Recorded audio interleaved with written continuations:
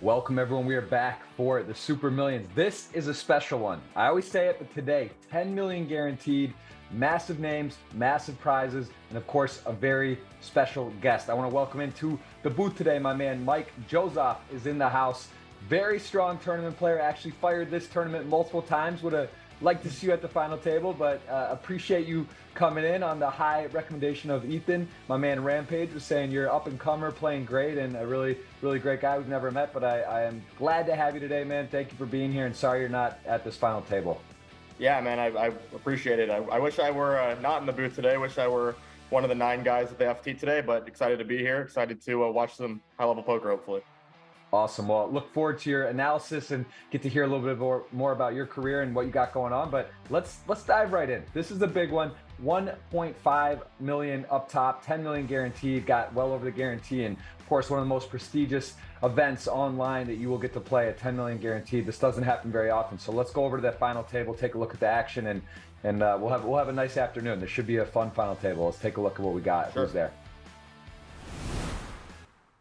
And as you can see, some Brazilian representation, 3 at the final table. I feel like Brazil is the most improved country over the last decade. It used to be kind of one of those things you see Brazilians at the table and it's like, oh, they're loose and they're not playing so good. But, you know, what's your opinion on this? Not to stereotype. What do you feel about the Brazilians these days and how they've really developed within poker? Yeah, I mean, there's definitely the stereotype that Brazilians are super aggressive, and I think there's some truth to it. But at the same time, I think they're definitely one of the most polished countries right now, if not the strongest country in terms of online poker and just their results. I mean, every Super Millions final table, it seems like you see 2 or 3 Brazilians, same guys over and over. So yeah, I think they're a super strong country. Not surprised to see 3 at the FT today. Yeah, it's pretty impressive. 3 out of 9, nice percentage there. And got the Elon Musk with 20 million in chips. And of course, Yuri, last name hard to pronounce, been on my podcast. If you guys want to know more about him, he is definitely one of the top players in the world. Just got second to Jungle Man in the 50K Players Championship. Plays all the games, also plays live at the highest stakes, biggest buy-ins. And here he is going for another 1.5 million plus score. Really talented guy. Have you had experience playing with Yuri? I've played with him a little bit online on Stars, a little bit on GG as well. I haven't played with him live. I don't think. I mean, I'm 23, so I haven't had much live experience to begin with. But I've played with him a bit. But from what I know about his game, is he's just super strong at all the games. One of the most feared opponents, no matter what variant of poker you're playing.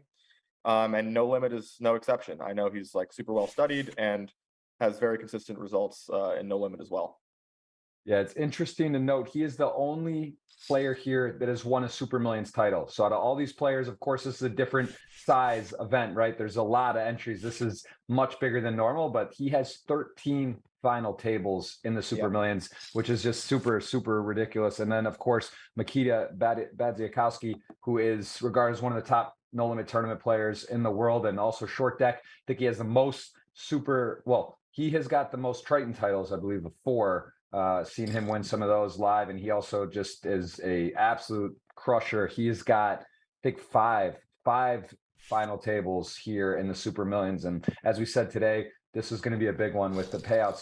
Super important to ladder. As you see, 7th gets over 333,000, 9th is 198,000. Looking at these payouts from your opinion, what do you notice here? Is this kind of unique or how does it, where's the big jumps for you, and what if you approach this as one of the middling stacks, what's sort of your strategy here, Mike? Well, I mean, typically in live poker, you'll see super top heavy structures. I mean, you can see the jumps here from first to second, about 360K, second to third, about, just under 300K. So it's a little bit flatter. So each jump is pretty significant. So as opposed to some tournaments where live, you're super incentivized to play for the win and just absolutely kind of I don't want to say ignore ICM because of course there's ICM, significant ICM at every final table. But my point is, as a middling stack, these 5th to 4th, 4th to 3rd pay jumps here are super significant. So I think we should see a lot of caution here from those middling stacks.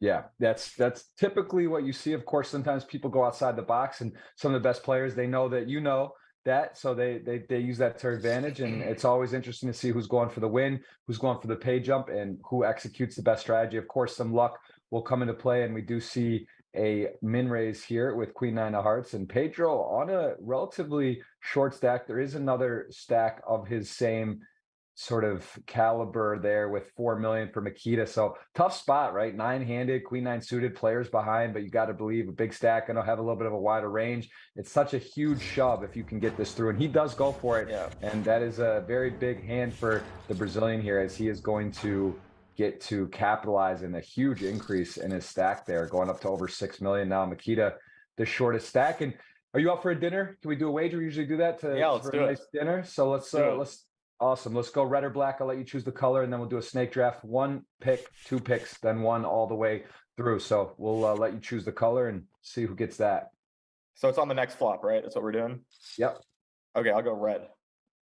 Red. Okay. So we'll do that. Audience, you guys are in for a $50 giveaway no matter what, and it may be 100. We'll give you guys 4 of the 9 for the $100. I'll let you, once we get our picks in, I'll go ahead and let you know who gets what. As we see the chip leader, one of the chip leaders, we'll call it Mad, M3D, goes for a min raise, and Makita off the shortest stack. Risk premium is the lowest, right? If he were to bust, not a big deal, as he's in 9th in theory. So let's see what he does. King 7 off, not a super fun hand to defend, but also realizes that the chip leader may be opening pretty wide, and this is going to work out well for him most likely, as he does flop top pair on King 5-5 and M3D.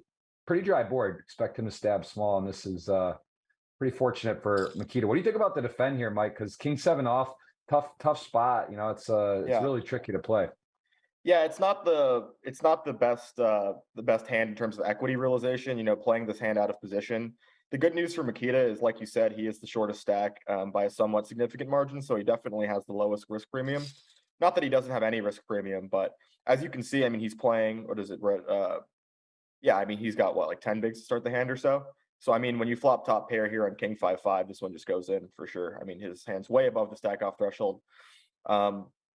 This is nice for Makita. I like this check raise because that's why. Because I think this is a dry board where the in position player, the dynamic is such that like Makita knows that Meditate is super wide here, so he's going to check raise him maybe fairly wide, and then so Meditate's going to float pretty wide too. So when you have a hand like King 7 just well above the stack off threshold for value here, pretty interesting turn here as Meditate picks up the diamond draw, but if Makita just shoves here, it's not getting the right price.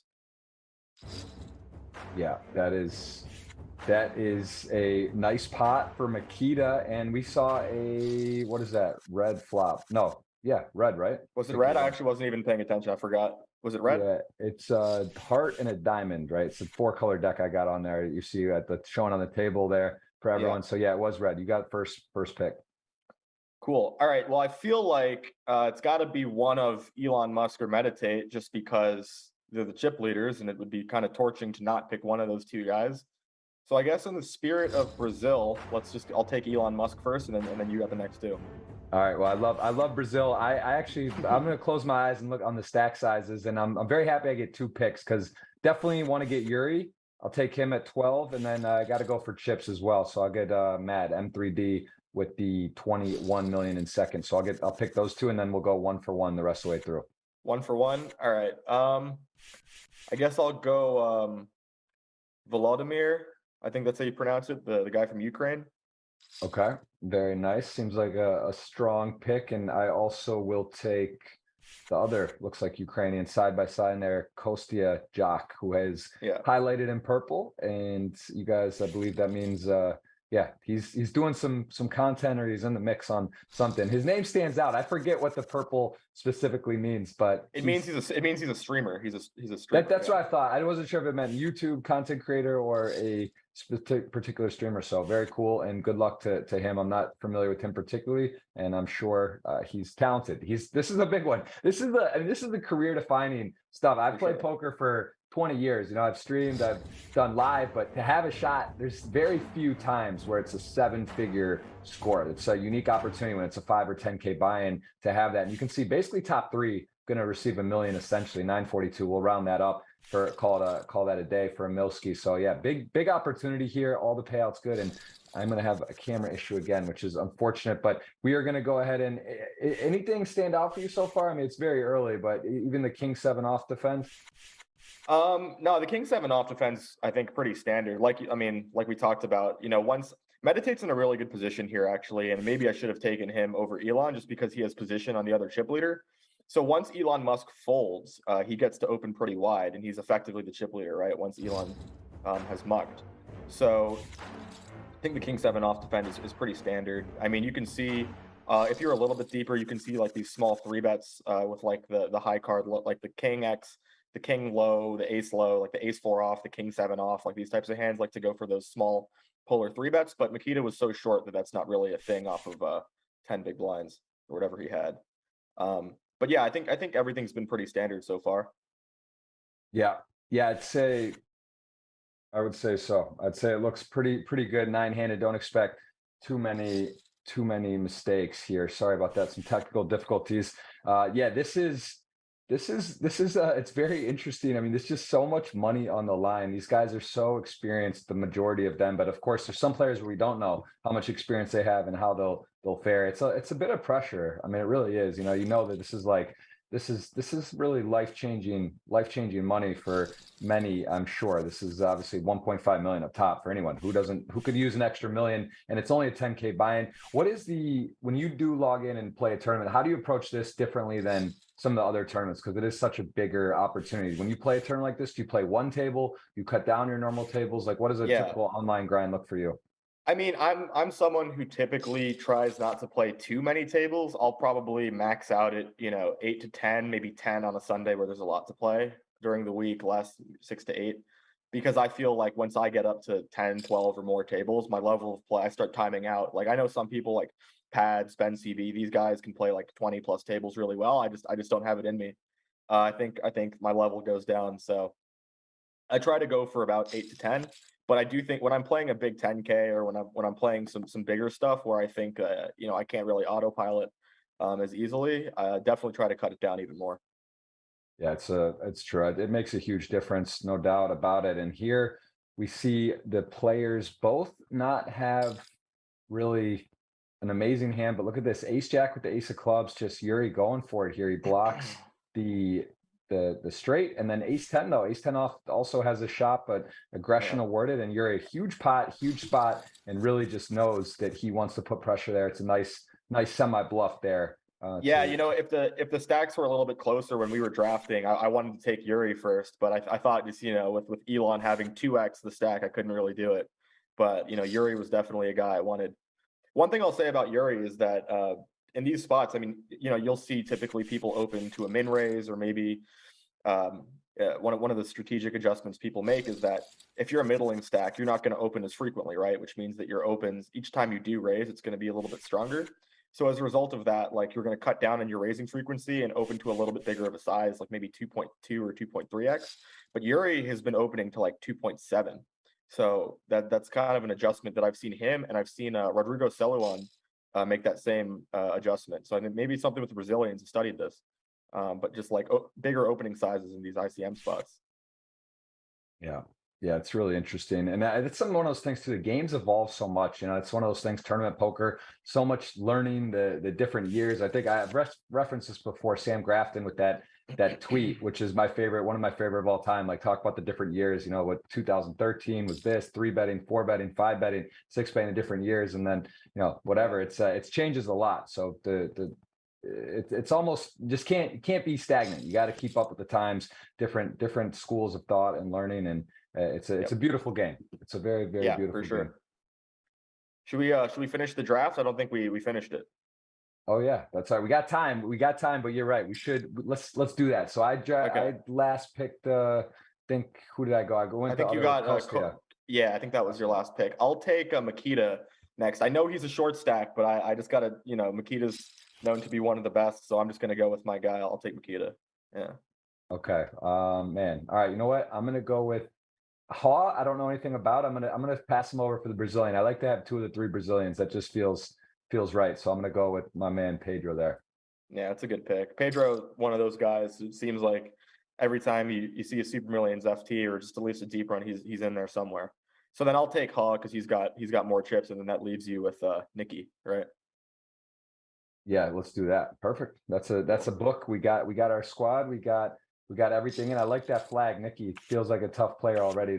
We look at this. Nice check Wow. call here. King Jack Mad goes for it there. And very important pot is Elon is gonna separate himself into a huge lead. Look at this. He Yeah. almost has double He- second place. That was a very important pot. And Mad just kind of going for it there. But man, really big moment. And Brazil is now in control with 27 million, looking good right there. Nice pot.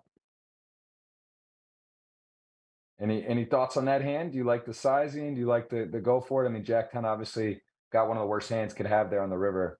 Yeah, I wish I was paying a little bit more attention to the action there, but I did see it from the river where I mean, yeah, in position, you're not going to win with Jack high. I think he had some decent blockers to maybe some value hands, but honestly, I should have been paying a little bit closer attention to that one. Yeah, so now Elon, as you can see, the A6 off, just ICM spots, blockers matter just way more than for chip EV. So anytime you have an ace in your hand and you're the chip leader in the spot, you're just going to make the open. And we should probably see Yuri just defend here.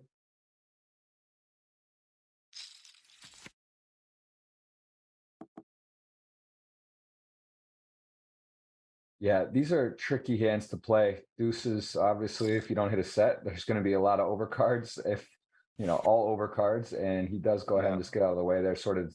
I think that's important too. If you're decide to play pairs, and in that spot, obviously closing the action, pretty trivial. But if you are going to play, it's so how many times you say, "Oh, I got sixes or fives. I'm going to set mine," and then you get in a spot where you don't hit the board's dicey, you call street or call two and get in some weird spots. I think that's important to have some sort of firm guidelines and rules and how to proceed because it is tricky. It's very hard to play those low pairs out of position nonetheless. So Yeah, Yuri, it's a weird one. It feels too tight just to muck it. I mean, the deuce is there. I mean, Yuri is relatively deep. He had, over 40 bigs. So deep enough to where, if he does flop the set or something, he's gonna get hopefully a decent payday because Elon has been pretty aggressive and stuff. Ace nine should open. And he yeah. probably just gets it all the way through here.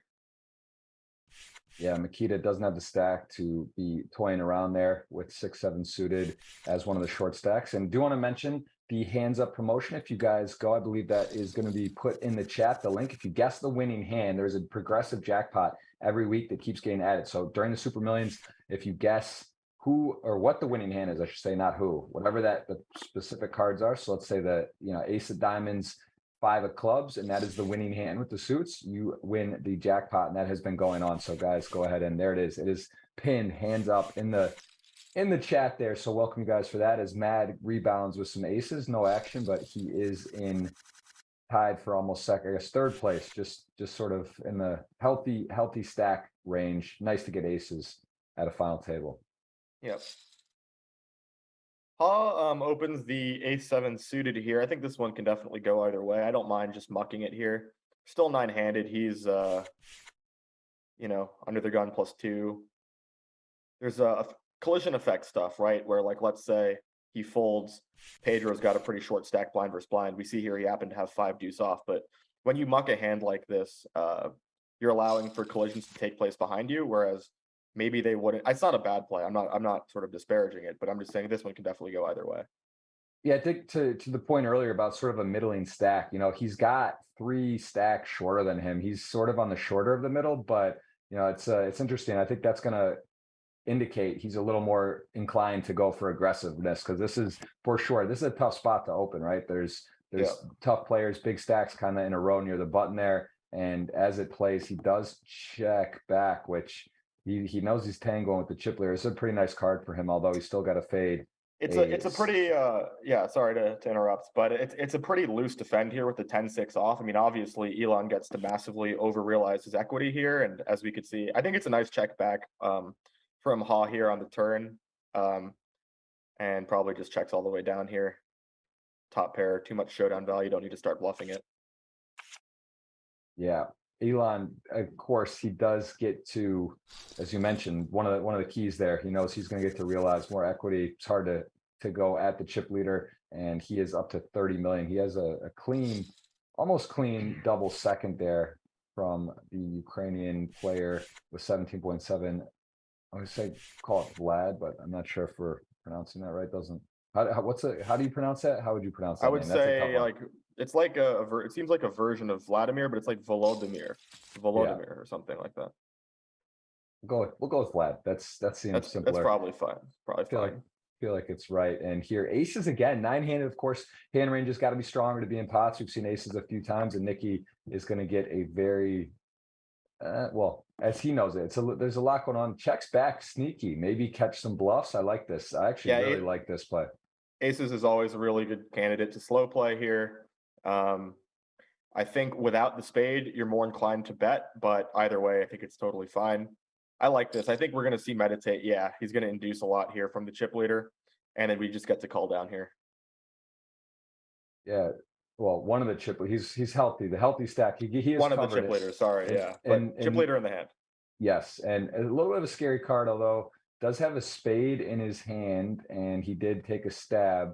And I guess this is an interesting card. I guess if you're from the perspective, if Nikki did have somehow big spades, if you think he would check or not, probably would, considering he checked aces. He might check ace jack or ace queen of spades here, even with the board in this situation. So let's see if he does take a stab here. Don't think it will work. Obviously, playing aces this way, it's going to be hard. And that's what I was. Goodness, that's what I was gonna say. Right. So I mean, this is a river card that.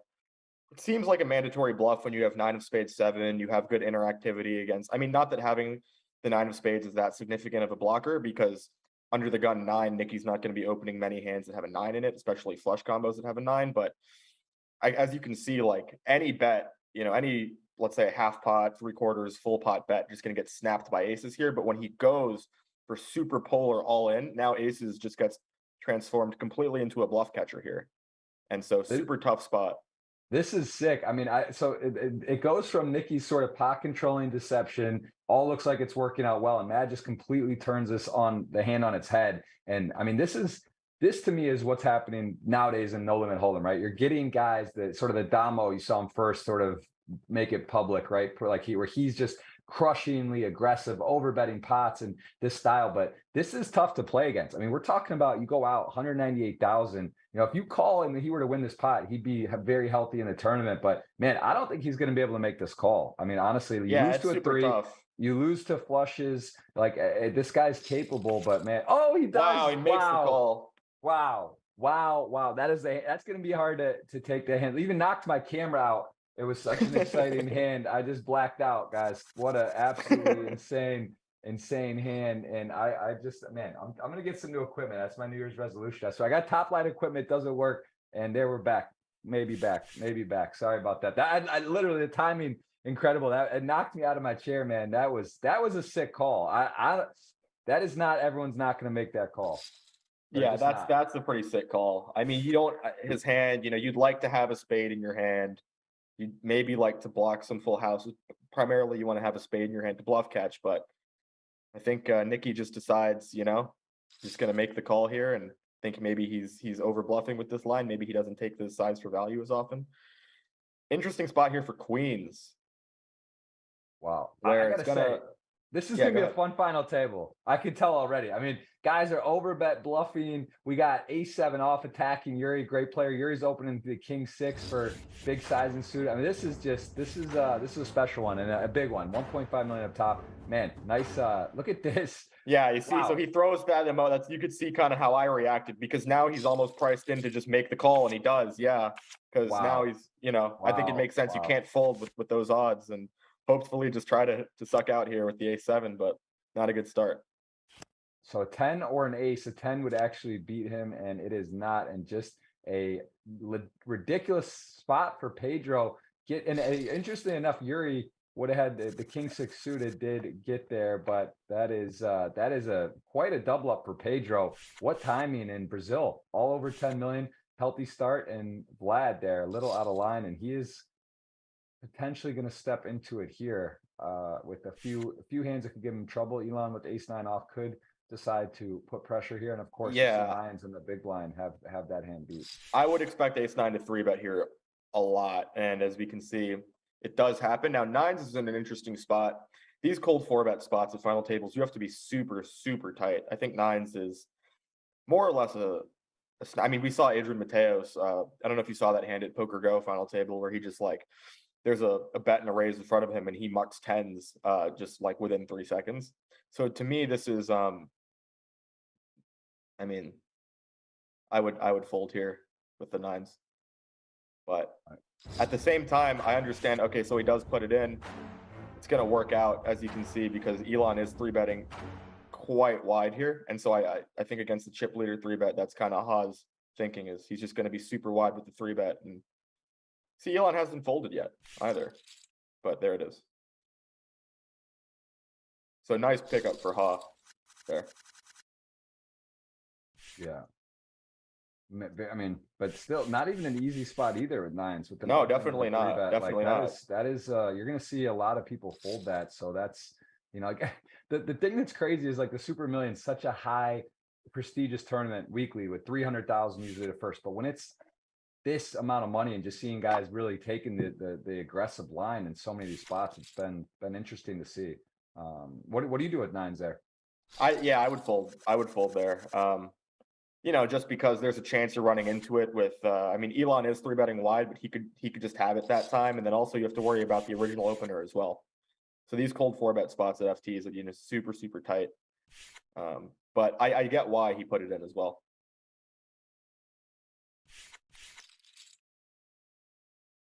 Man. All right. Well, Vlad picks up the ace king suited tier one, a little bit of a recovery. Blinds and Annie's so powerful right now. You can see it's about 1 million almost to get a pot and pick it up. And you know, this has been an action start. Hope everyone is enjoying here. We are going to be we are going to be having a big day, and we're going to play to a winner. This will be awarded 1.584. No deals available today. Playing for the win, and it is a lot of money up top. So let's see who gets it done. We saw Ha open the A7 suited before in slightly earlier position, so I expect him to open it here as well, and he does. And he's going to run into it.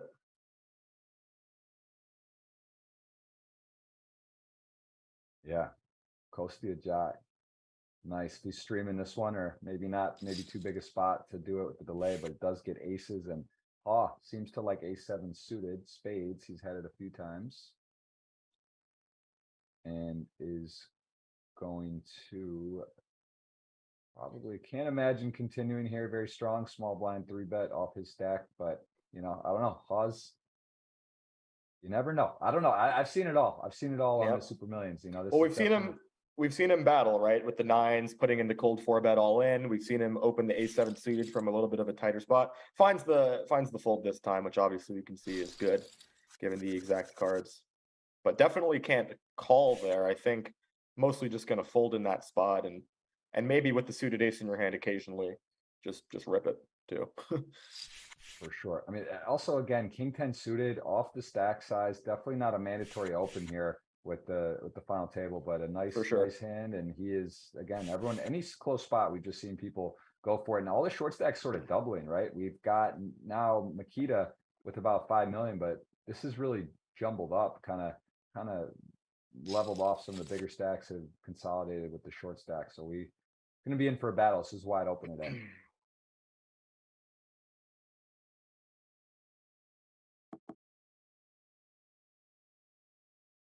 All right, well, both players with king high, king jack in the lead, king 10 suited. This is a tricky one, right? You get defended and you don't have a great hand yourself, and the board doesn't really necessarily favor you. All things working towards a check there, and now Pedro does have a diamonds and gets checked to. So expect maybe he tries to fold some ace highs here, although the queen Queen, a bit of an interesting card. Let's see if he does and what sizing he goes. Maybe even- Pedro has a great bluff combo here. Yeah, has good card removal to the queen and the jack of diamonds as well. Blocks a lot of the nut flush combos, ace jack of diamonds, king jack of diamonds, etc. So yeah, would expect to see him bluff there, and of course meditate has to just fold.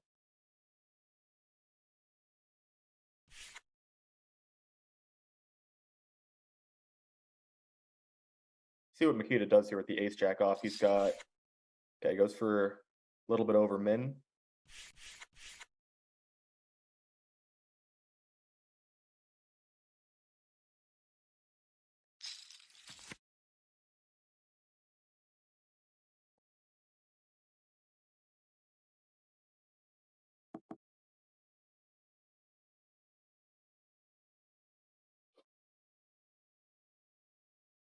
Yeah, Makita. These hands are always interesting. These are the tricky ones, right? If you're at home, you're sitting there, you're thinking, man, how many times do I have these type of hands? I get called, I don't hit. Do I bet? What size do I go with? How do I proceed? And this is a very interesting turn card now as double gutter becomes possible. Elon has a 7 or a jack to make the straight, and he also a queen or 10 would be good, which he doesn't know. But now Makita with a very difficult decision here. Yeah, this is a difficult one. I would expect to see Makita check this turn back a lot. Still beats some hands like Elon's exact hand. He beats the gut shots that float. But he goes just say, all right, I'm going to turn my hand into a bluff and just go with it. And Elon in a pretty gross spot here. And he just puts it in. I was gonna say this is crazy because to just go and ship it in there. I mean, this is actually pretty wild. And how can Makita call? He can't call, obviously, when he gets shoved there. What a hand from Elon Musk, and Makita now in dire straits with 1.8 million and king jack off, and actually would pick up the pot here, I believe. How many blinds? Yeah, so he probably eight's behind him. Yeah, okay, 8's behind. Never mind. So he would be off to the races, and he is so short. Man, this is he is gonna go for it, and we should see 5 here. Yep. You could see a king gonna be dead from Vladimir, but I don't think I saw any other kings or jacks. And all right, reasonably fair fight. Either leaves that 25,000. Always a bit curious, right? You just wonder if you disconnect, there's some crazy misclick, but he does leave it. He does now need a 10 king or jack. Not on the turn. He has got 22%, or he will be our 9th place finisher. The whole field is sweating. Oh, it's paint. Ooh, king. Wow. 4.6 million. So no harm, no foul. Makita just back to where he was, right? If he wouldn't have, if he had the 4 million, he wouldn't have played the king jack here. So that actually is back to kind of right where he left off in a second chance at this event. So pretty crazy so far. Still 9-handed. We're over 30 minutes in. Hope everyone is having a great day. Let us know where you're watching from. Please hit that thumbs up. We will be eligible for a $50 or $100 giveaway at the end of the stream. We will give you more info on that. And let me give you the 4. We'll do that. We'll award them right now. We'll give you the chip leader, Elon Musk. We'll give you let's give you Yuri, right? Probably the most established player, well known here. No, I'm gonna give you Team Brazil today. Make it simple. We'll give you Pedro, and then I'm gonna throw in the streamer Costia.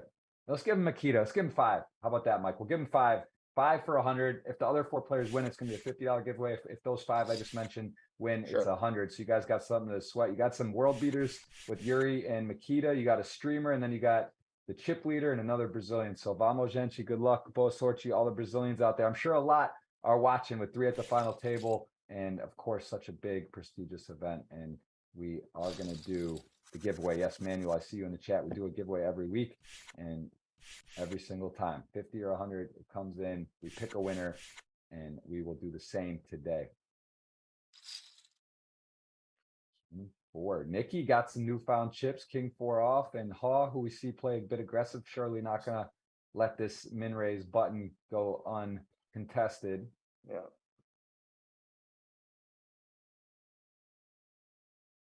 It would be a pretty big shove if he does put it in. He's got what, like 25, 26 bigs.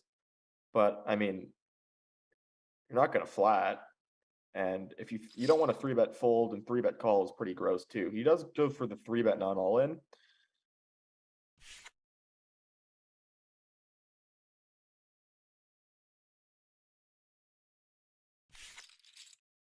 Gets it done. So Ha off to a pretty nice start here at this FT. Yeah, really going well for him. No busts yet, Jeff. I mean, still 9-handed. We did see the flip. We did see a couple possible knockouts. We saw the A7 versus Queens, where Vlad was priced in after his 3-bet.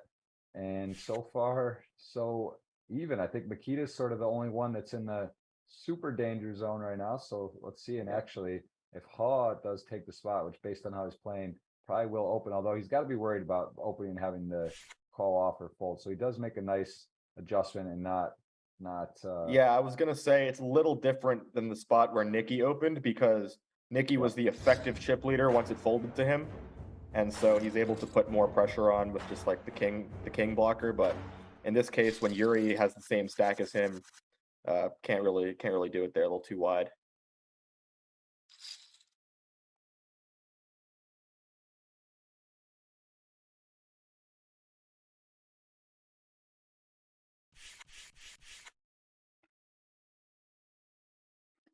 aces, man. They're getting passed around here. Vlad aces this time, and Queen King for Ha, who is got actually a couple possible contested hands here, and this could work out poorly for Makita because this could go min raise. Oh, I'm sorry, no, it was not in the big blind, so there's already an open. That's going to be that's going to change things dramatically. It is under the gun. Ha just not respecting the under the gun raise here with Queen King off, and I mean this is definitely a bit aggressive.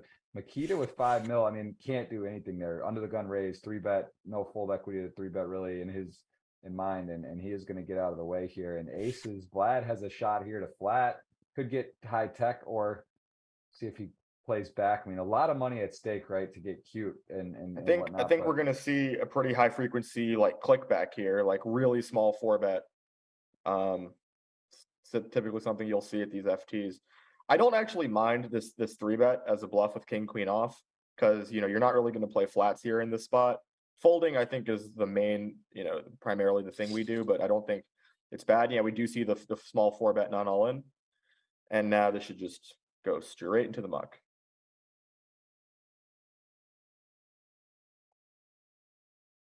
Unless wow. Okay.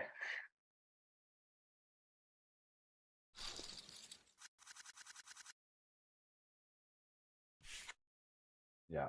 Well, Vlad back up to 14 mil. And again, you got to remember it's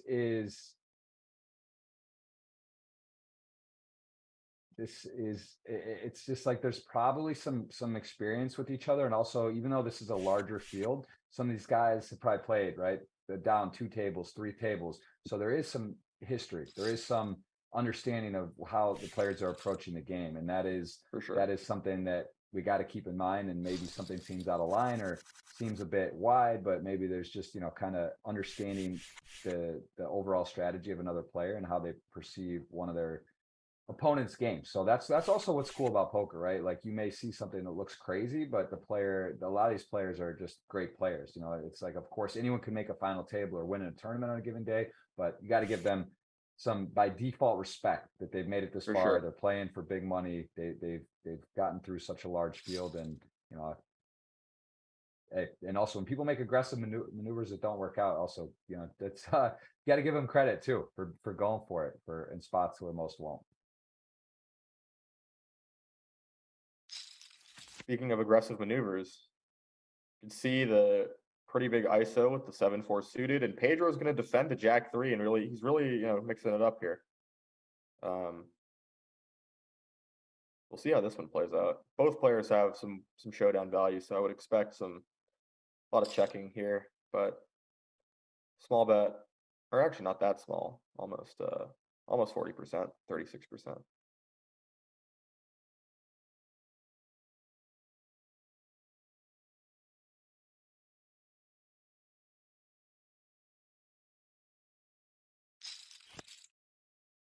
All right, both players with a pair, Jack 3, 7, 4, and of quite a nice card, 2 pair. Now all of a sudden beating a lot of hands. Also no spades, definitely a possibility your opponent has a flush draw. And of course 5-6 does come home, but not necessarily that your opponent would be calling 5-6 off, right, pre? So maybe 5-6 suited are the combos that is there. And even so, I'm not sure. But at the same time, Pedro with Jack 3 suited, right? Pretty wide.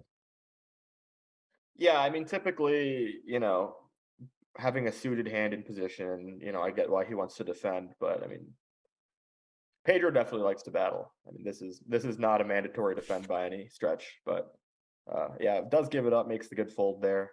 So nice pot for Vladimir. Yeah, Vlad also showing the aggressive line in general, sort of the Yep. A7 off 3-bet on Yuri. He went for it right away. And so again, indicative of a very aggressive final table.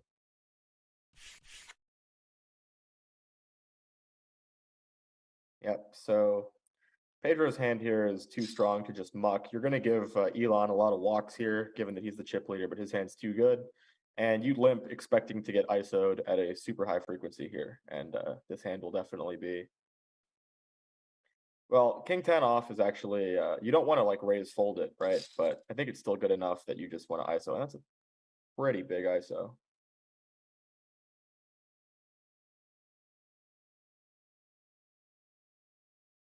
That 5x? Yeah.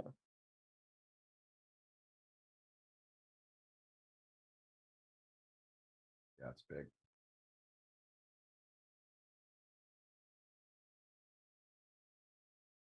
So now we hate our life as Pedro.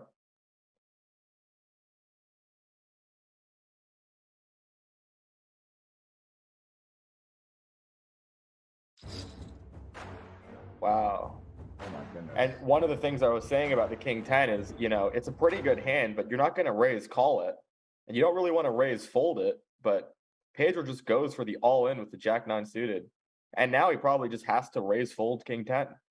So there's just no way he's calling Yeah. it off, right? I mean, it's just. Yeah, I think it's a little bit awkward there where, maybe with the, go ahead. I like your point. I mean, that's sort of one of the reasons that falls into a check back. I guess because of ICM considerations, you want to be aggressive, but it'd almost be better. All right, well, there goes my camera again. It would almost be better to just like rip it or something. If you're going to do that in a way, I think it feels bad to make it that size fold with that type of hand. But ripping is also definitely out of line. So I think check back seems like the best play. Or just ISO to a smaller size where maybe if you ISO to like maybe 2.8 or 3x as opposed to 5x, you're not really going to induce that shove, and maybe Jack 9 suited will take a different action. Makita going to get one through here with the King Queen. And you can see just how nice it is, just anytime he picks up the blinds, his stack, goes up by 20% or so. Yeah.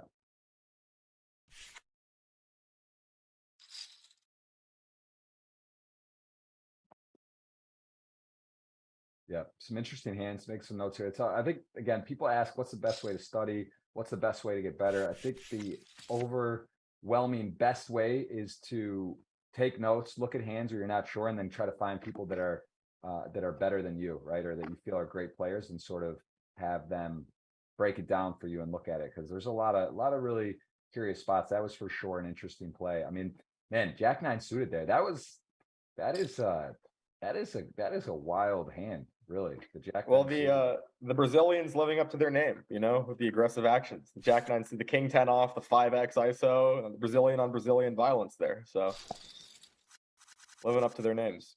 Pretty crazy hand.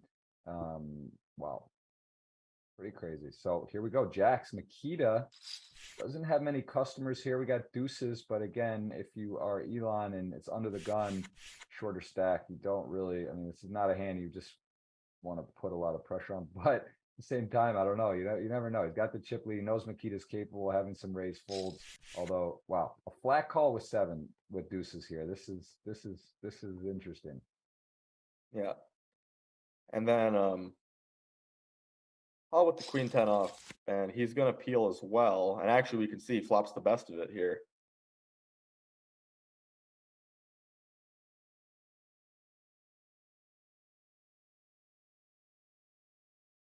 And a disappointing result in the sense that goes three-way for Nikita and two overcards, as it turns out, not like a super, oh my goodness, gets bailed That's a out. turn. Would have There's now been, would have Ha. been, yeah, wow, you're right. Yeah. It's got a little something there. Ha picks up the open ender as well. Makita definitely gonna bet this turn, it looks like. And I was gonna say it's a little unfortunate for Makita because with these hands like the queen 10 off, that you're in the big blind, it goes raise call in front of you. For chips, totally it's a standard GTO peel. But in these ICM spots, like these hands like the queen 10 off, you're just gonna be dominated pretty frequently. And I think we'd like to see, without trying to critique these guys too much, but I think we'd like to see him just pitch that one pre-flop. But anyway, he gets left with an interesting spot here. I think with the pair and the open ender, I don't think we can fold to this third pot bet. And we'll see what the river brings.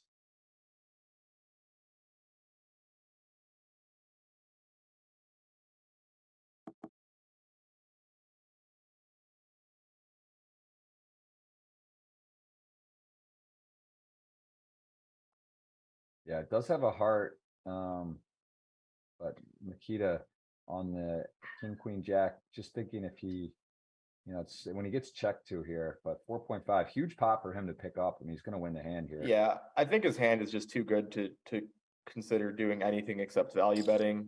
Yeah, it does go for the essentially the shove.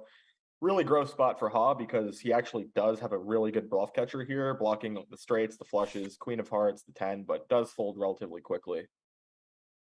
So nice pot for Makita.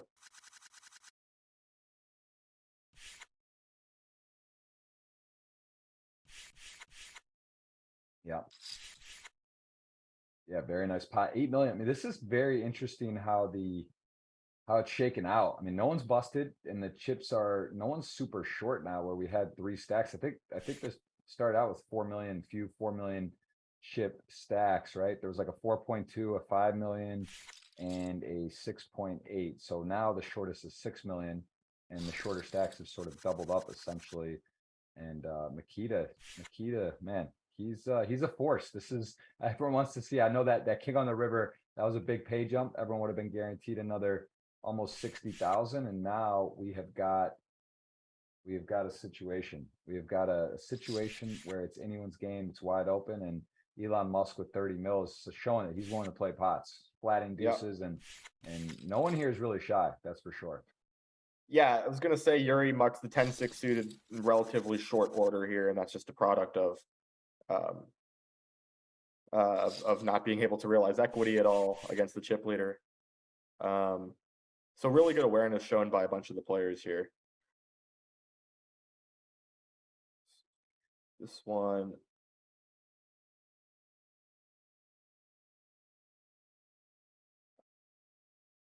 Yeah, ace queen. There's Vlad again under the gun, and Ha, much worse hand, different, but besides, you could see him. He realizes Vlad may be up to no good, although king 10 off can't really do much, and there 4-7 suited.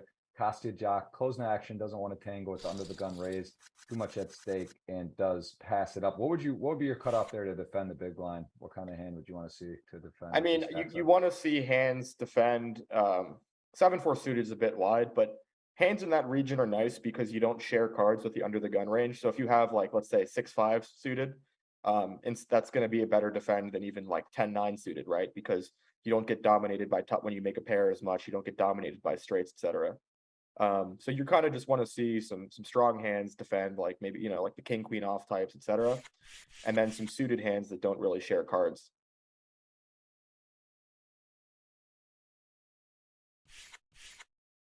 This is an interesting one because these, blind versus blind, they've got 2 pretty big hands here for a little under 30 bigs effective. We'll see how this one plays out. Vlad has a hand here that can very reasonably go for a 3-bet, but does just call, and look at that flop.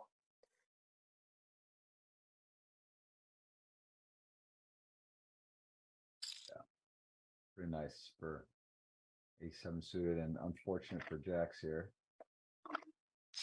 Suppose you're going for a small bet here. His hand wants to check, but I think it's totally good to bet. Seems like he's going for, something like a range bet on this flop, which seems totally good. And just gonna check the turn and probably lose the hand here. Because there's nothing he can do. Yeah. A7, feeling confident, bets 2 million, and just a frustrating blind on blind, such a huge spot. And there are draws here though, right? There's a lot going on, but still can't really. Yeah, just you can't really, you take just it. can't really continue with jacks with the two. I mean, because the problem is you don't improve on any river except, 2 outs to the jack. So just your hand can't really get any better. And so you'd rather continue with some hands that can improve. So that hand played out pretty standardly, I'd say. Well played by both guys.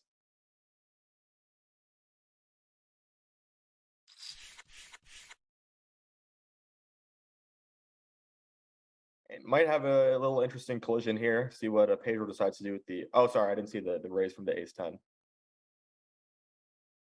So now, yeah, Yuri has an interesting spot with the nines.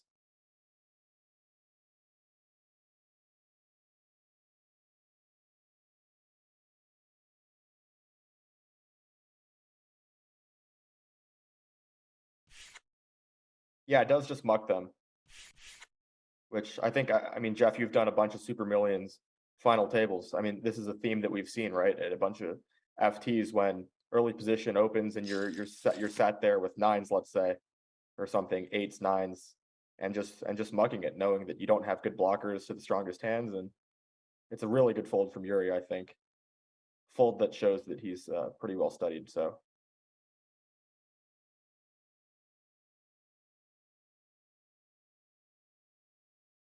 Yeah, it's also against the stack size. And look at this, Pedro goes ahead and just finds a way to win. You could see Yeah. how that is a difficult hand to play. He's got the heat club. He's also knows that board is going to favor him a lot, and he's going to Yep. make a very tough spot if a player doesn't have an overpair there. Even an Yeah. overpair is not going to love just like jamming in the money. Although I guess on that stack size, You have probably to, not yeah. would. But either way, that is a nice hand and very well done. And here we go, Elon Musk.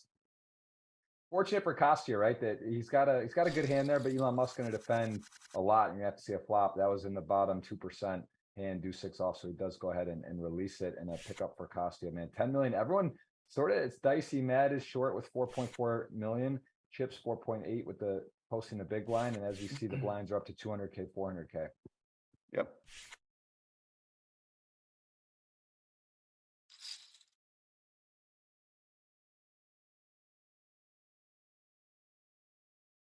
And I just can't, my camera just doesn't want to work. Sometimes things don't work. Everyone's, So pretty out of line open here for Vladimir with the queen nine off from the cutoff, opening into Elon Musk's small blind too. But pretty nice flop for him. Gets to flop the open ender with the heart as well, and gonna be tough for Pedro to win this hand unless he just starts blasting or something, but which is definitely not out of the question.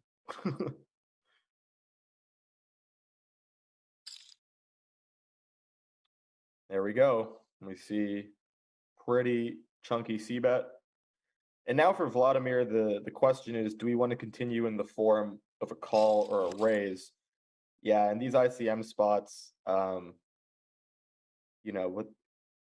guess he does have Pedro covered, but you definitely don't want to put your stack at risk that much here. And on the club turn, looks like a green light for Pedro to stay aggressive. Although you also don't want to bet fold clubs at the same time. So we'll see what he opts to do here. But knowing Pedro, I think, okay, yeah, so he does take the latter approach and says, I don't want to bet fold the clubs here. Sucks to bet and get shoved on. So he takes his showdown here, and now Vlad has the chance to maybe try to win this one here.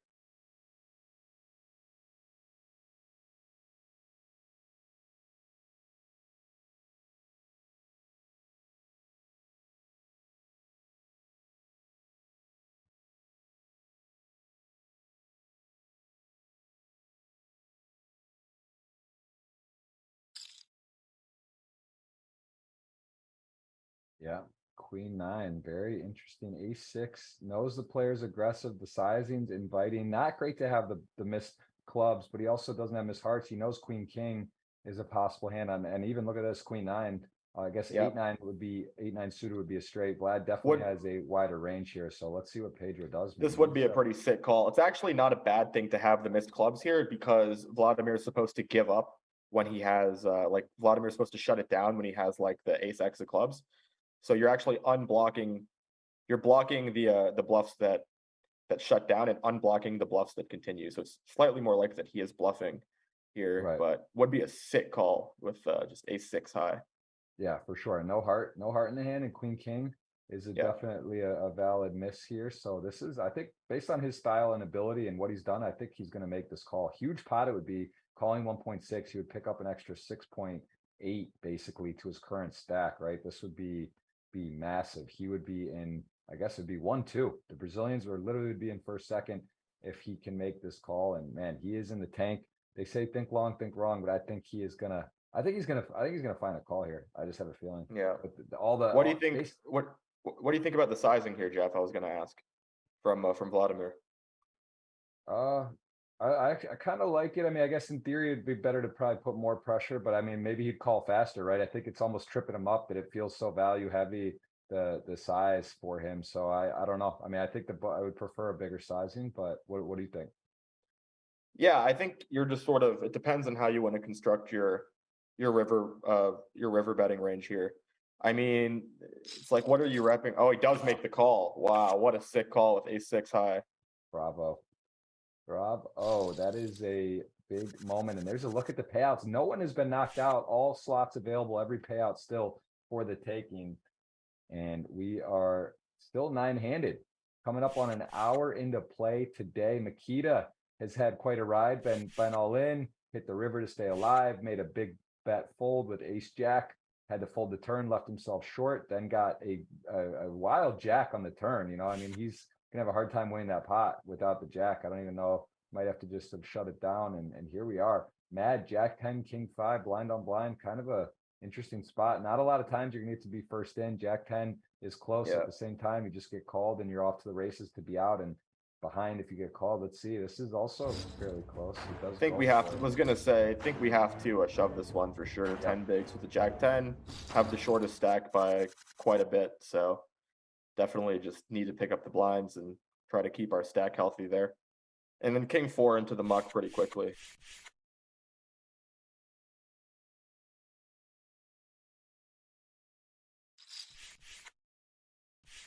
Yeah, well, that's a sick call from Pedro, man. I will say, I mean, you can see why these Brazilians just make these FTs over and over.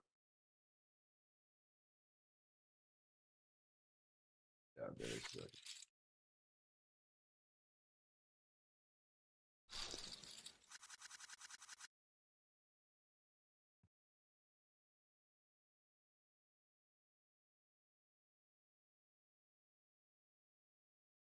I think what you said in that hand was spot on. Where I think the recognition from Pedro that Vladimir is going to end up there with a bunch of the king queens, etc.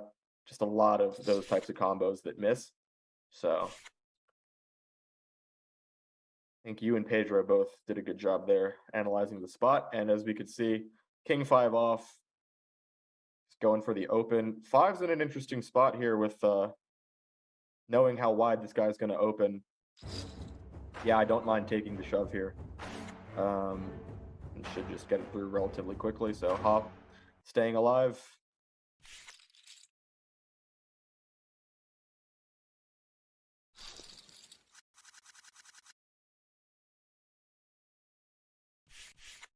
Yeah, nine-handed still. Ace king 10s. Very, very interesting spot. Pedro opens. Mad gonna like this. Still no, you don't love it, right? 10s, nine-handed, got players behind, and you got an open, not a lot of fold equity, but at the same time, it's from one of the aggressive chip leaders, second stack, and you gotta take it. But now Yuri with the hand behind there. Yeah, I just expect this one to go jam here. 10's just definitely way too good off of a little over 10 bigs, 12 bigs, or whatever, and then Yuri waking up with the ace king, and so it looks like they're just gonna get it in, and we'll see who wins the classic flip.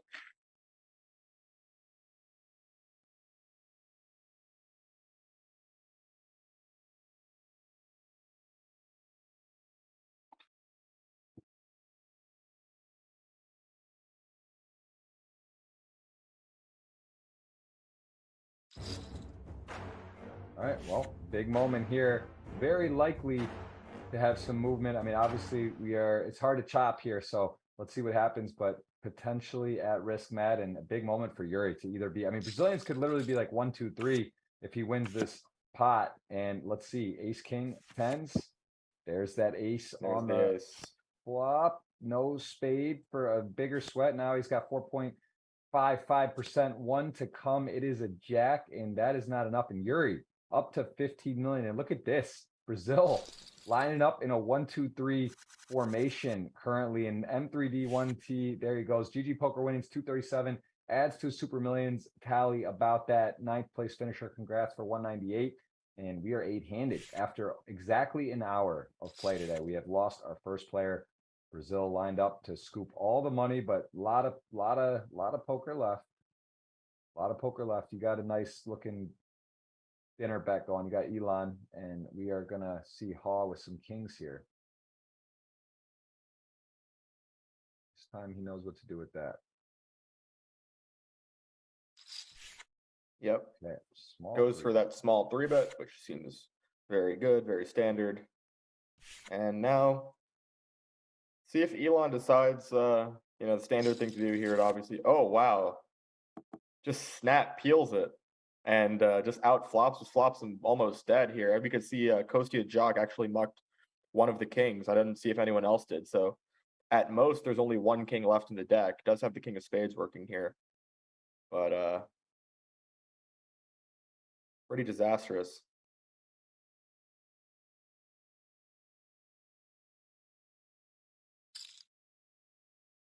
Goes for 10% here.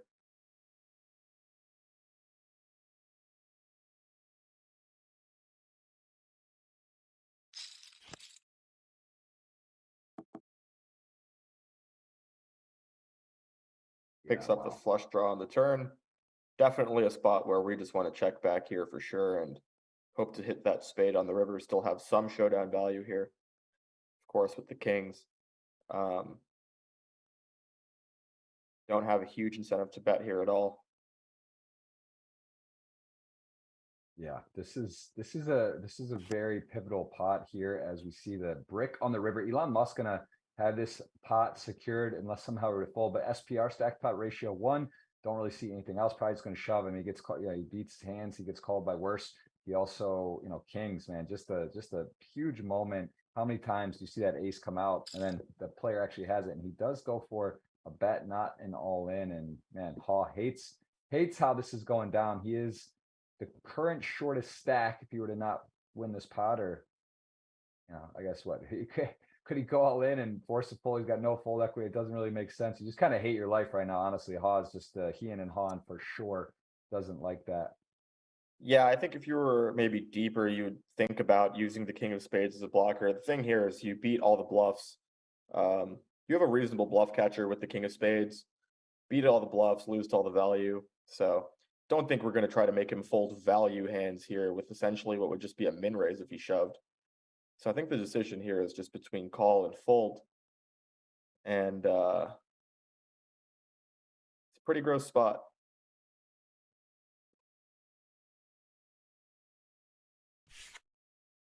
Does make a good fold.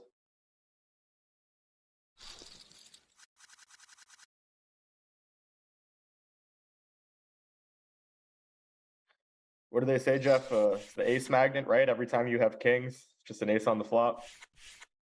It feels that way. It does, at least in important pots. But the math is pretpretty powerful, right? It does happen more than you would think. It's sort of normal, but it doesn't feel normal when you're playing for $1.5 million on the biggest stage, and you just want to believe it's not going to happen right there. But that's he to his credit, he's going for max value, right? Not just shoving, which a lot of people would do. And live by the sword, die by the sword. He shoves, he's going to take it down. He min raises, gets the action he wants, and just not the result he wanted. And wow, look at this. Kostya Jack going to go ahead and attack the under the gun raise 8-handed with ace jack off. This is definitely higher variance as well. Yeah, I like this. Definitely can't flat ace jack off here. So you can either fold it or turn it into a bluff, go for that small 3-bet, and he does get it through.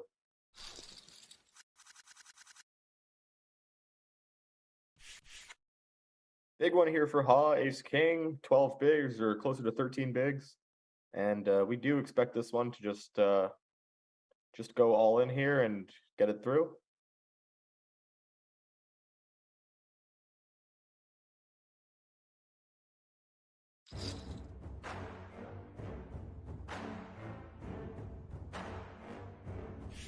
Ace king, good timely pickup, you know, get bailed out. That's a huge, it's dicey, dire moments. He's basically tied with Nikita, so an important pot there for him to get a hand to go all in with. So he does still have playability. You know, he's got a what 15 big blinds, so he's not out of it. Elon getting a nice hand here. Excuse me, in the big blind.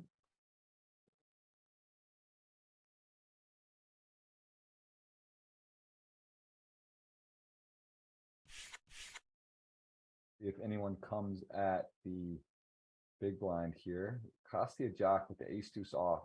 Don't love these stack sizes, these type of players, three aggressive chip leaders like the decision to fold there. I think that would be a pretty big mistake to attack. And here Pedro with the queen four off. They've been battling these guys. Let's see what he does. He is gonna go ahead and limp.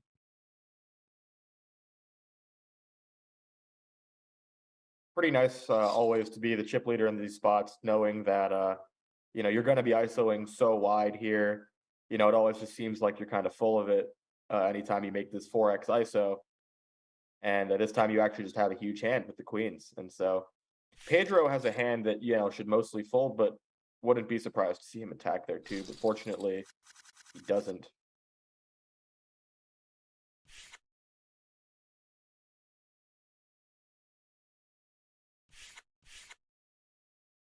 Oh wow, got Rampage in the chat. Got that nice check mark, verified the man. Actually, how we got in touch. Hope to have him on. He's a hard man to pin down.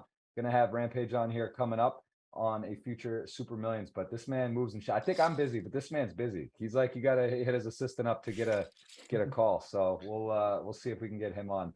Had a breakout year. Content creator, streamer, does it all. Does a little everything there. How long have you known Ethan? How long have you guys been friends? Let's see. I probably met him for the first time in 2021, I think, if I'm remembering correctly. Met at a cash game through a mutual friend in LA. Became friends after that. So I want to say year and a half or so we've known each other. Very nice. Well, we are hoping to have him on soon. We had my man Matt Seidman was on. He's in the chat as well. He was a guest recently on the show. And say hi to Mia. Say hi to everybody. A lot of familiar faces. Appreciate everyone being today. We got that giveaway, and of course the hands up pin promotion. If you want to guess what you believe is the winning hand today, can hit that jackpot. So you guys can click that link in the chat, and of course we will give away $50 or $100 in GG tournament tickets at the end of the show. Please hit the thumbs up and be ready to have your GG username available to enter the second part of the giveaway later in the show. And thoughts so far, Mike? What have you liked? What have you not liked? It's definitely been an aggressive table. Anything you think's a little out of line, or anything you love? I mean, I think typically at high roller final table, I think there's a misconception that sort of like the best players in the world are like GTO robots, and they're just sort of, you know, replicating solver outputs and stuff when they play. But really, you know, there's a lot of human element to these FTs, and you see guys with personalities. Certain guys like to battle more. Certain guys choose to step out of line. Like, they know it's out of line, but they have a certain style. So, I mean, you know, when you have a final table with 3 Brazilians, you expect to see some battling for sure. And I think we you know, it's kind of gone as expected, but I think people have played well. And surprised to only see 1 bust out, though, I will say. Ha has another one to shove here, it seems like, off of 12. And gonna get it through.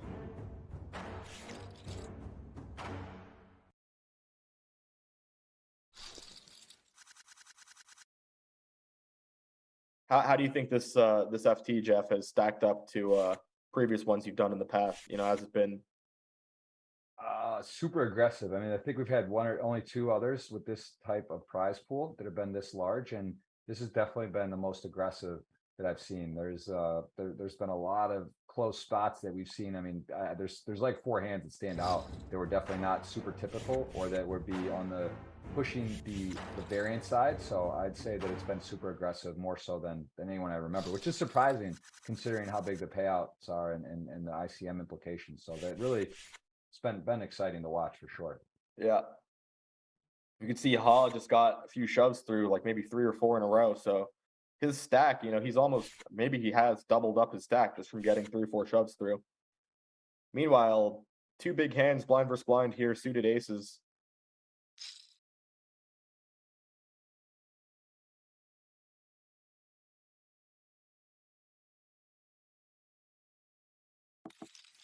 Yeah, I was gonna say, I'd like to see this one go limp check. Same principles we were talking about earlier. You have a hand like ace-6 suited in position. You really don't want to ISO and fold, and you don't want to ISO and call. Both of those seem pretty gross, so I like the check back.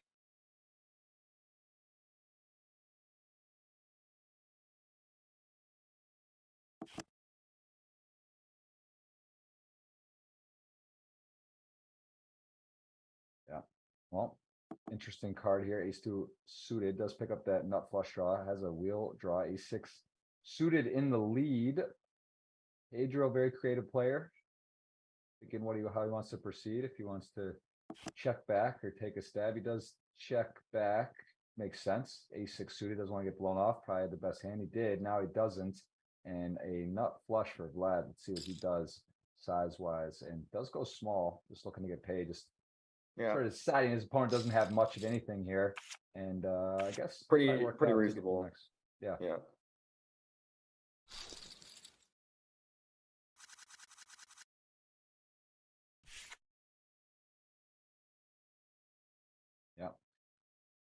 Still 8-handed, lot to play for. Welcome in, everyone. Please let us know where you're watching from. I am Jeff Gross, your host, joined by Mike Jozoff, very talented up-and-coming tournament player, knows his stuff, and he is a participant. He didn't final table, but he played this tournament several times. Any crazy stories? Did you build a stack? Any coolers, or just sort of a? No, I mean, I only played 2 bullets. One of them was, if I remember, I think I sattied into one of them, and then I max late reg the other. The second bullet I played 1 hand, so not too interesting there. I had king jack off, 10 big blinds, max late reg with 10 bigs. Let me put that on pause for a second, because we have an interesting spot here. Pedro going for the aggressive 3-bet here against Ha's open with the ace-3 suited. And now it's a pretty gross spot for 9s.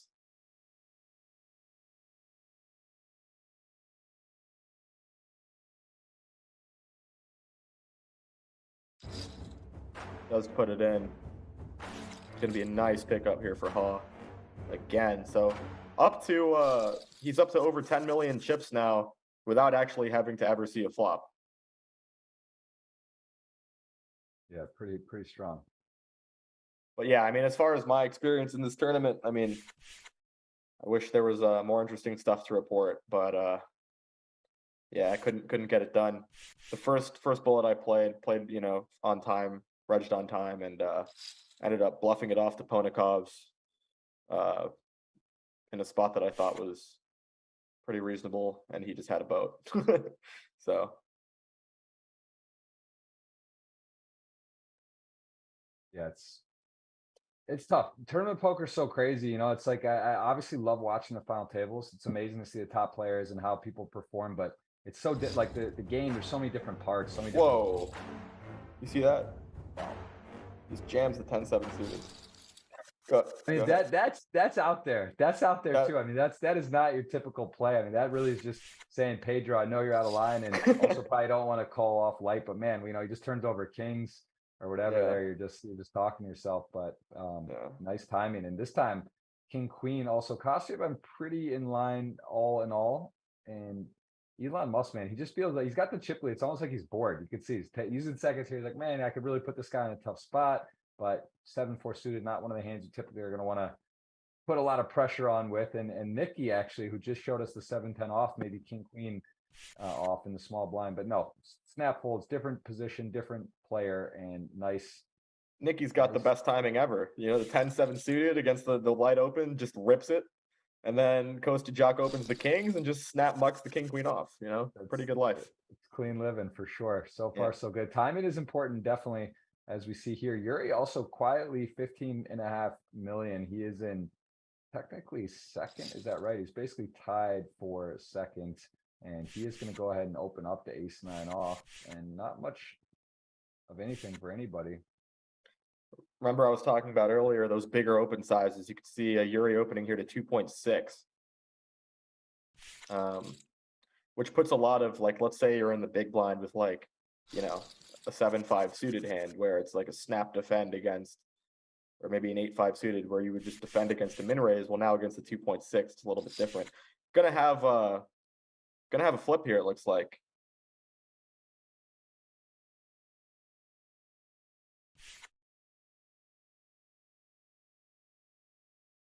Yes, it does. Don't see much else happening here. Makita, though, does he ever, could he, no, up the stack size. No, he's going to figure he has a little, doesn't really have much full equity, but just have the best hand, and they are going to flip. It's Makita this time again. The best in the world. They just seem to win these. Let's see if he can do it again. Got the king on the river versus eights. This time, ace jack suited to eights. Yeah, I was gonna say I like Makita here. I just feel it. It's not over, but it's looking dicey, and he is gonna have to avoid, you know what, on the river. It is, oh, it's a diamond. Diamond. Wow, yeah, Yeah. three across. Look dicey.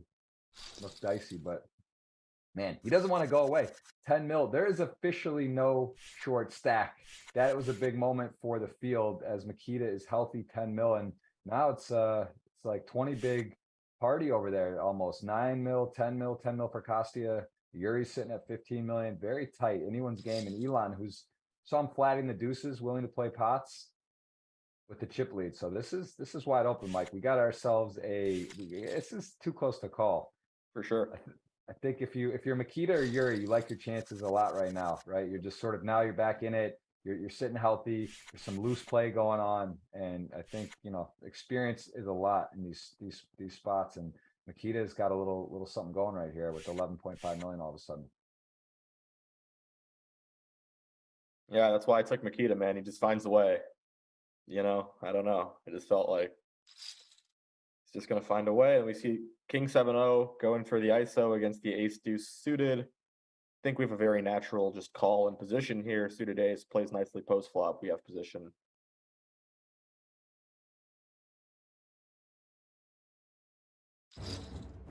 Oh, or we could do that and just go for the jam. Also totally fine.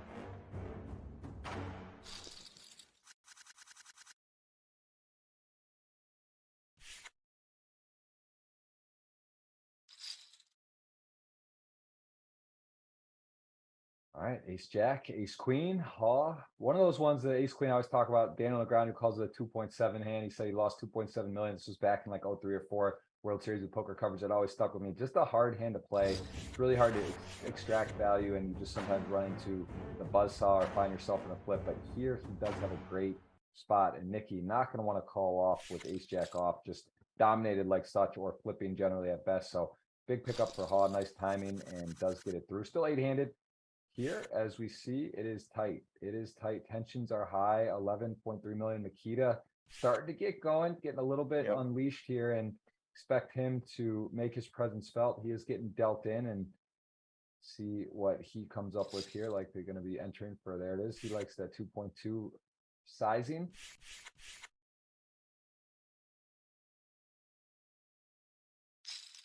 And we get the call with ace-6. So a interesting flop here. Ace of hearts for Elon. The king queen's got the gut shot, 2 overs, and has a key heart as well. So these are where the game is won and lost. And this is where you just seem like these type of players find ways. They know what their perceived range is. They know what they're up against. They know how to proceed. And let's see, that was a check back. Also, of course, going to hit the big blind a lot. So kind of a tricky one, right? It's sort of a weird spot for king queen there, what to do. And you're just sort of losing to some modest hands as well. But he does check back now, and let's see.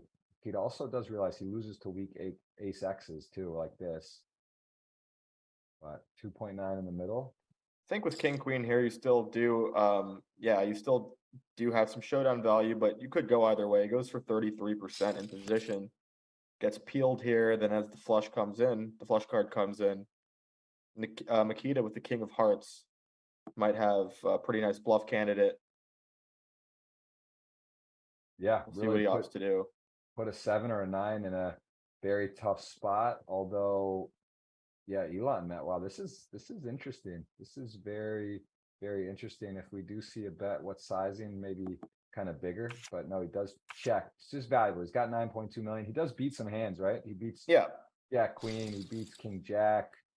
There's stuff going on there that he beats. So a tough one, but I like the decision ultimately to, especially against a guy. Elon's very curious, right? Like he may not even fold the hands he's expecting to normally get folds. He might not. So that was probably part of the decision. And here Makita under the gun raise from Haw with eights, tough spot here. He does lay it down.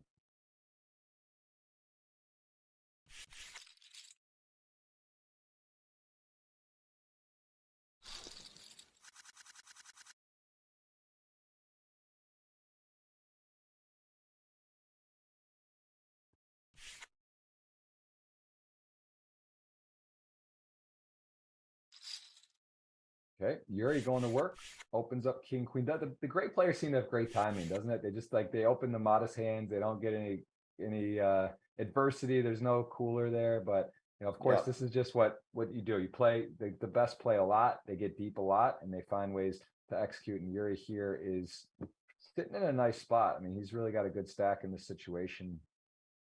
And Haw, maybe multi-tabling, maybe just pausing for tempo, but not much to do with queen 4 off as he folds. Be pretty sick to be multi-tabling here on a Tuesday. Yeah, 1.6 million up top. You really gotta love poker to be firing like a 250 or a $500 side tournament playing for 1.5 million. I would imagine that it's enough for all these players to just be doing one thing. Maybe Makita, right? Maybe he's playing some backgammon online or chess too while he's firing off here for all the money. But so Elon, yeah, it's a nice spot, very nice spot. Elon gonna run into it here. We see Elon likes to battle, so I think against this, it's pretty nice to have a 3-bet non all in here. Queen's still strong enough to 3-bet non all in and induce, maybe.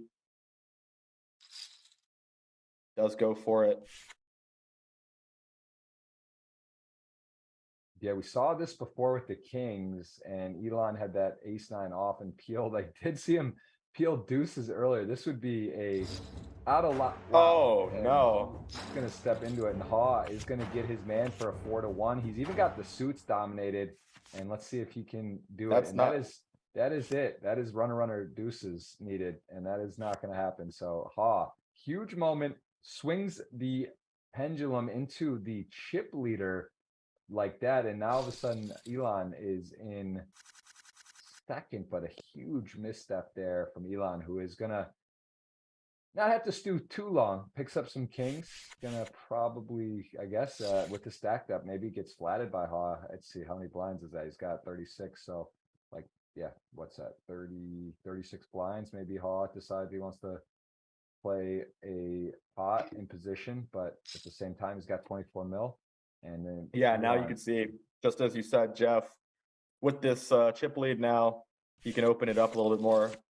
You know, both players here, pretty good flop for both of their hands. And we'll see how Haw is going to continue here in position.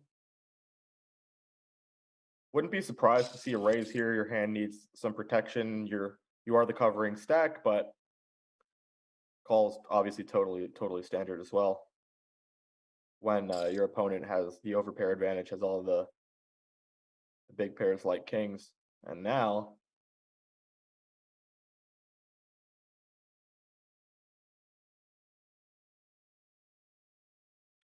the fives move into bluff catching mode.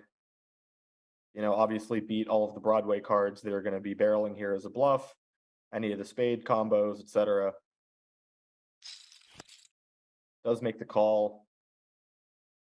Probably going to be able to go check here, I would guess, but maybe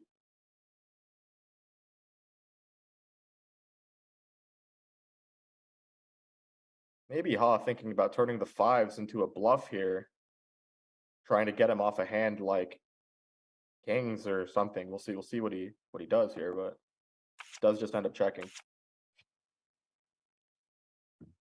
Yeah, really good flop where you got kings to fives on deuce, deuce, deuce. You're gonna get some value there from a lot of hands. And as it plays, there it is. Elon back into the chip lead. Didn't have to wait long. Got to battle with the second stack, and he hit guys 24 mil. So it's again wide open. Cost you all of a sudden with 8.4,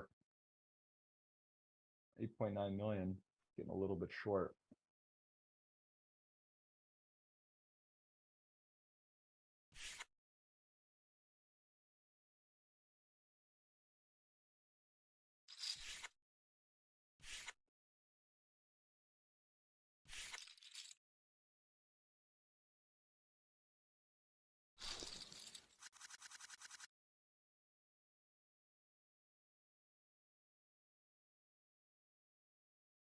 All right, Pedro, ace king off under the gun.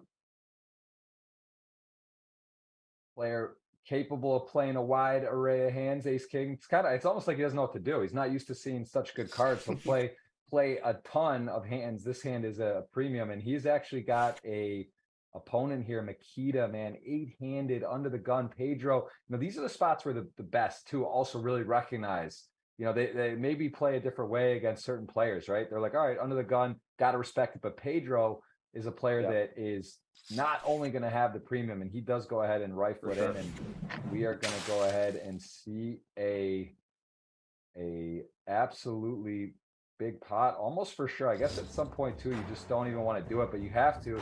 Ace king, and here it is, ace king. Major implications. Makita all of a sudden playing for 17 million. Pedro, a pivotal pot for him. He would be left very short. And there's the king pairing on the flop, and a little sweat, of course. Got to have a little sweat on the turn. Key card, big moment. Ace king, can it hold? It looks low, and it is clean. 20 mil for Pedro. It is going to be GG for Makita, who is out the door. Everyone says good game and a relief for those. There it is. Look at GG alone, 9 million. But if you go and Google this man, he will impress you. 4 Triton titles. He has got so much in live earnings. It's crazy. I'm guessing 30 million off the top of my head. I've looked before, and he is a absolute crusher. So congrats to Makita for another score. Of course, for him, this is like a, quarter mil. That's like a buy-in for his upcoming week, probably live. I'm sure he'll be down in the Bahamas. And that is 250 is a casual score for him, but a nice score for sure. Nice to get a plus 247 result. Maybe he's in for a few bullets, as we are now 7-handed.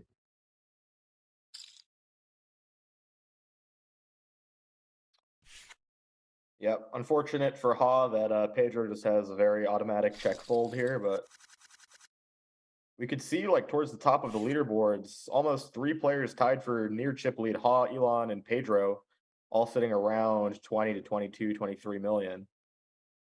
And yeah, stacks are pretty close together here. From what we've seen from Elon, I don't expect this one to get mucked. And yeah, the king 8 will defend.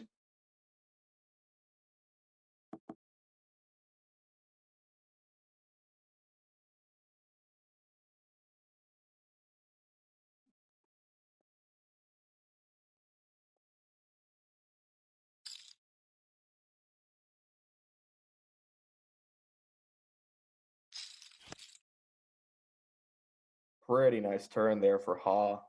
Picks up the nut flush draw, second pair, top kicker. I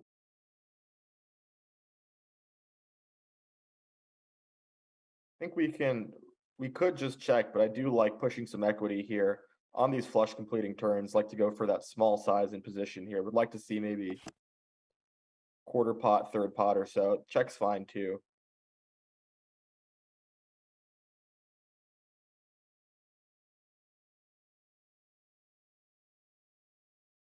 Yeah, ace 10. Got the key club. Elon has an important card with the king. Does have an 8. Does decide to check an ace 10 here. Now expect it to go check, yeah. Yeah, it doesn't do a ton to bet. Yeah, I mean, Elon's going to end up here with a decent bit of Jack X himself. So definitely would be too thin. Third pair here on the river. But yeah, Ha picks up another nice pot, and that's going to propel him into the chip lead, actually.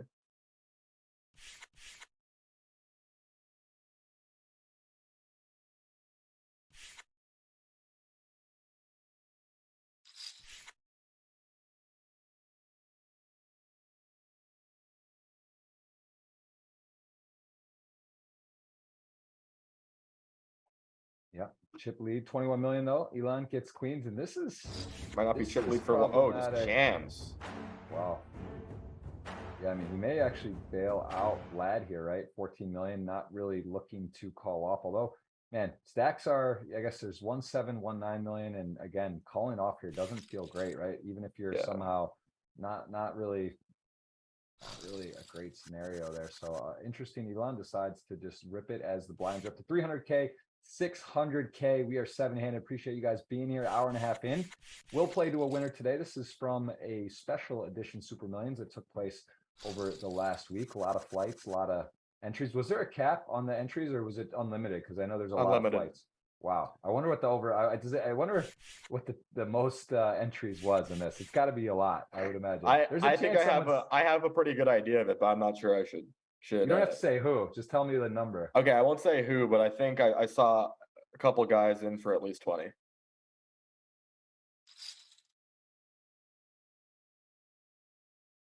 I would set the line, the over under on most bullets fired at like 23.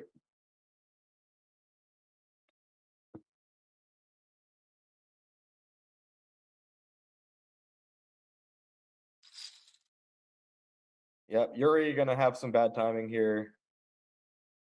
I mean, Hawes just picking up premium after premium. And definitely gonna just seems likely just to put it in.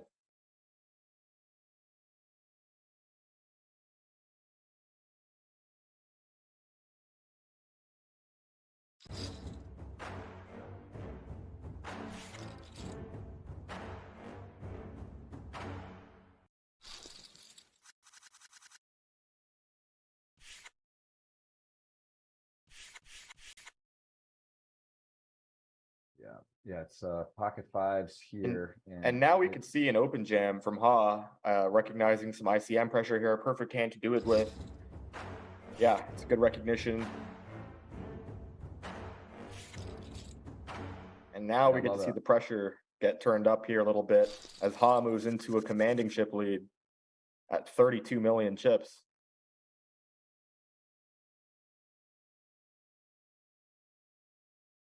Yeah, sorry. I'm making notes here. This has actually been some of the more fascinating hands. Like I'm looking to dive more back into NLH tournaments coming up, kind of take a little pause and obviously it's fun to watch the best in the world. So sorry if I missed your question there. Got a folder of hands. Today I would say there's been a plethora of interesting spots, definitely some unconventional lines. And would you say, is this because you pride yourself as a top no limit hold'em tournament player, do you feel this has been sort of, are you a little surprised even how wide it's been today and how loose, or do you think this is fairly standard? I think there's definitely been, I wouldn't say it's standard. I mean, there's definitely been some out of line spots, some out of line opens, rejams, etc. Seems like the general dynamic of the table is everything's leaning towards being more on the aggressive side. But, you know, when there is big money to play for, I think a lot of people naturally open it up more, which is somewhat surprising. I know that, you know, people tend to fall into category. Now, guys like Pedro and Yuri, I mean, they're used to being here. I think they're just playing their game. But certain guys, you know, when they're faced with big spots, can either fall into the, you know, trap of being more nitty or opening it up more. And we've seen a lot of guys be pretty wide here. You're just gonna rip the sevens right away.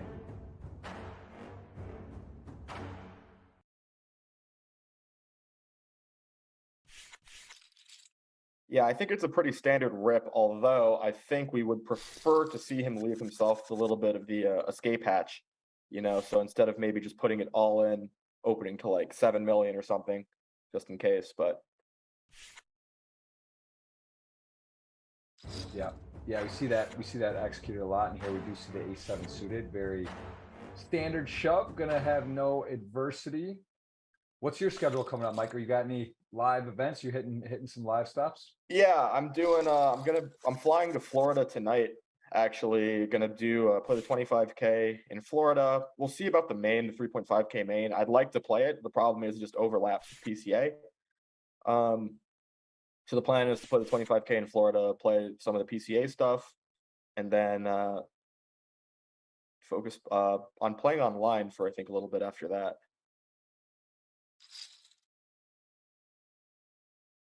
Well, let's see the ace-4 off. We saw Nicky 7-10 suited what he did ace-7. He's probably gonna fist pump, rip this in, and Pedro actually has an ace this time, but can't do much. Can't and do actually anything about it. Yeah. saves money there. I mean, in theory, right? He was actually behind, very behind. So nice from Nicky, having good timing, picking up some pots and showing the willingness to be aggressive. And here Yuri off of a awkward stack size. I mean, just under 20 bigs. Gonna open the ace-8 suited.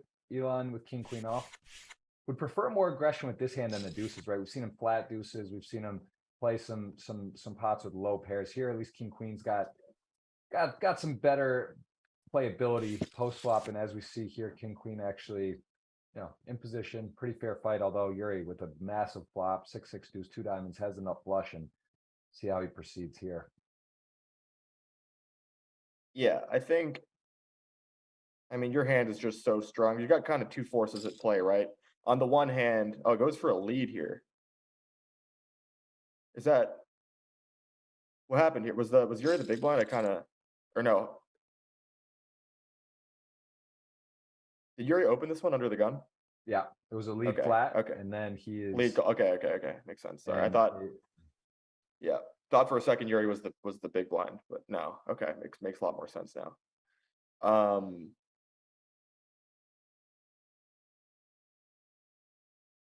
It's a key card. I think he just realizes where he's at, and he does go ahead and bet. And king queen, if he just doesn't like folding. I mean, that's sort of what we're getting from Elon here. Is the guy just is the action guy.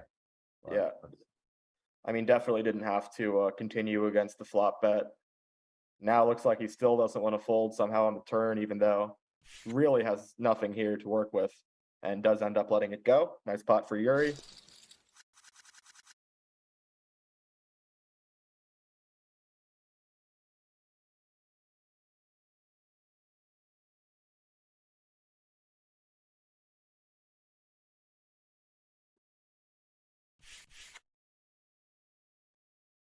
King queen suited. Couple nice suited hands here. King queen suited. Yuri in the big blind with the ace-7 of hearts. So likely just going to go to a flop here, and position so powerful in the game. Let's see how this one plays out. But Pedro, the Brazilians sitting nice. They got 19, almost 20 million, 18.2 and 15.5 with 7 left. As ace-7 suited gets the best of this. Had the best hand, pretty still the best hand. Couple of good. If you got the king queen suited and got the lead in the hand, though, this is a board you definitely put some pressure on. A lot of good turn cards for you to continue, improve. Yeah, I mean, these dry, disconnected boards tend to favor the opener a lot, just because the big blind can't have many strong hands here. And then on the king, Yuri should probably be playing a pure check here, like check with range almost, and then we'll see Pedro barrel here for value.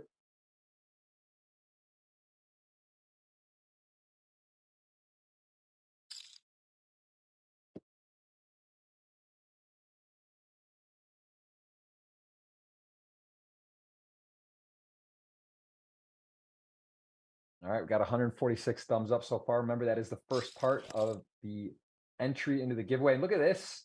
Ace on the river, little Barry Greenstein. Shout out to him. That is a key card. And Yuri, what lightning in a bottle. What a massive card. I mean, this is literally to be tied for the chip lead essentially now. Or I'm sorry, for second, right? He's like 19 mil along with Elon, and pretty Pedro didn't like that. Gave the next thumb down, and the Haw with 30 mil is can't just go to town. That kind of affects him a little here, right? In terms of if Yuri had lost that pot. But either way, he's going to raise, not just rip it. And Kostia is going to defend the jack-3 suited. Yeah, good point, Jeff. I think if Yuri had lost that pot in the next hand, you could probably take a hand like king-8 suited and just jam it. But given that Yuri's got a bunch of chips there, going to just go for the open and defends the jack-3 suited, which is pretty wide. Really tough to, like I said, realize your equity there. And another pickup for Haw, who now has almost 2x second place, more like 60% more than second place. So we're going to see him really get to open it up here.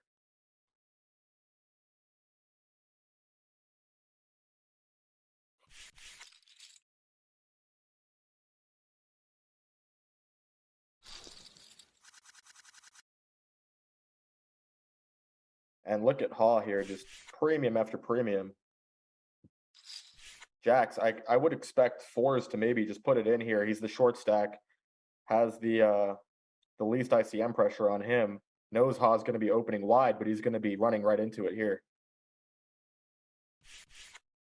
Wow. But no, lets it go. Good disciplined fold. Yeah, that's close. You know, that's very close. Probably see him shove sixes there. Yeah. It's just not quite good enough. Gonna run into some more. But I mean, Haw is gonna open so wide. So yeah, tricky Right. spot. And he just has all these good hands over and over. But you do see these ICM spots, like I said, there's such a premium placed on having blockers to make these shoves. So you'd rather have a hand maybe like, you know, ace three suited or so to shove. And we could see Elon defends the ace queen and Hawes pips pre-flop, but just spikes the jack on the flop. Yeah.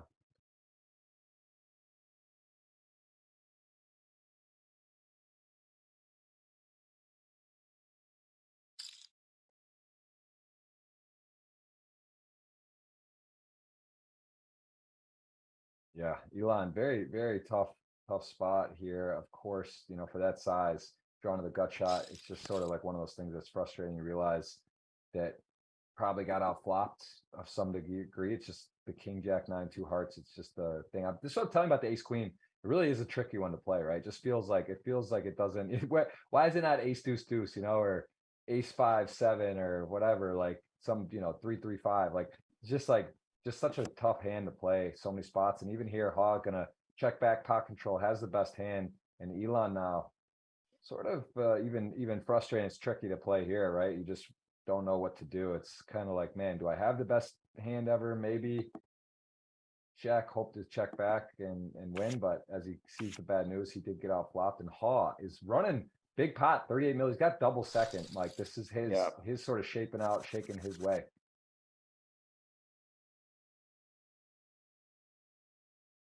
Finally, Hall looks down at a hand that it looks like he could fold. I mean, before it was like ace jack, jacks, just all these strong hands. Coasted Jock gonna just have an easy shove here with the ace jack, and Mickey Beagle mucks the ace nine in short order. And now we see a spot here. It's gonna be tens against the eights. We'll see how this one plays out. Pedro with starting the hand with a little under 25 bigs. You have a pretty attractive shove candidate here for Haw because once Pedro opens, you know, you have a pair in your hand. You get to shove and put him in a really tough spot where there's a couple shorter stacks. You know, he really doesn't want to bust here, but as you can see, he has a real hand here with the tens. But I wouldn't be surprised to see a shove here. But does take the lower variance approach, and it's going to work out for him with the eights. He's going to get off losing a lot fewer chips now. This one should maybe just go range bet here for Pedro small, and then it's going to just have to muck.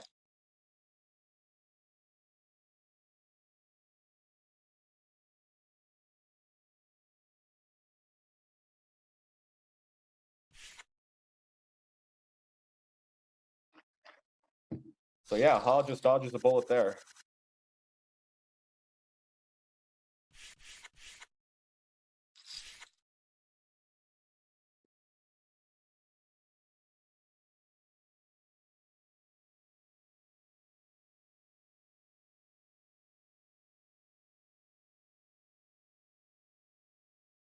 All right, ace 10 suited, open up, Elon, and wow, Elon, man, this is one of those ones where the just not everyone's going to make this play. It's a bit high variance, but you're just making better hands fold, right? Like this, Yeah. ace 10, ace jack So- off, ace 10 suited. You know, this is not a spot where you can really call off with a hand like this, although you can see he wants to. Wants to, yeah. Jack 10 suited, Queen 10 suited, Queen Jack suited, these types of Broadway cards. These are like the hands that you see shove, make these really big shoves here, make the King Jack fold, make the Ace Jack fold, the Ace 10, etc. So yeah, as you said, Jeff, folding out those dominating hands, really efficient shove there from Haw. And seems like everything's just going his way right now. Yeah, he's actually, as it stands, one of the least experienced in the Super Millions, at least. He doesn't have any results ever in the Super Millions, although he does have over 500,000 in GGPoker earnings, and he did come in with 31 big blinds, 8% of the chips in play. So giving you an idea, he was one of the shorter stacks, sort of middle shorter stack today. I think he was in fourth of nine, or sorry, fifth or sixth of nine, I think. So he's had himself quite a day, and here he goes, going to work again, using a small 20% bet size on the flop, and Kostia Jock with 9-10 off overs and clubs. Just not a lot of room to be wrong. You know, you can make a check raise or something, but look at this. He does find a spot, and you know, does Haw ever just decide that this is, you know, he's got the 2 overs and a gut shot backdoor flush draw. I mean, I don't know. It's just hard to find a lot of bluffs, but look at this, Kostia taking the 9-10 off as a bluff. So does Haw just go for it here? Wow. Wow, he calls and peels the nut straight, and Kostia, I guess, just kind of had a check raise shutdown, right? This isn't like a hand he's just going to necessarily rip it all in, but or does he? Pretty good life is all I'm gonna say for Ha right now. Just peels and gin on the turn, and nothing to do here but call. You know, want to keep bluffs in.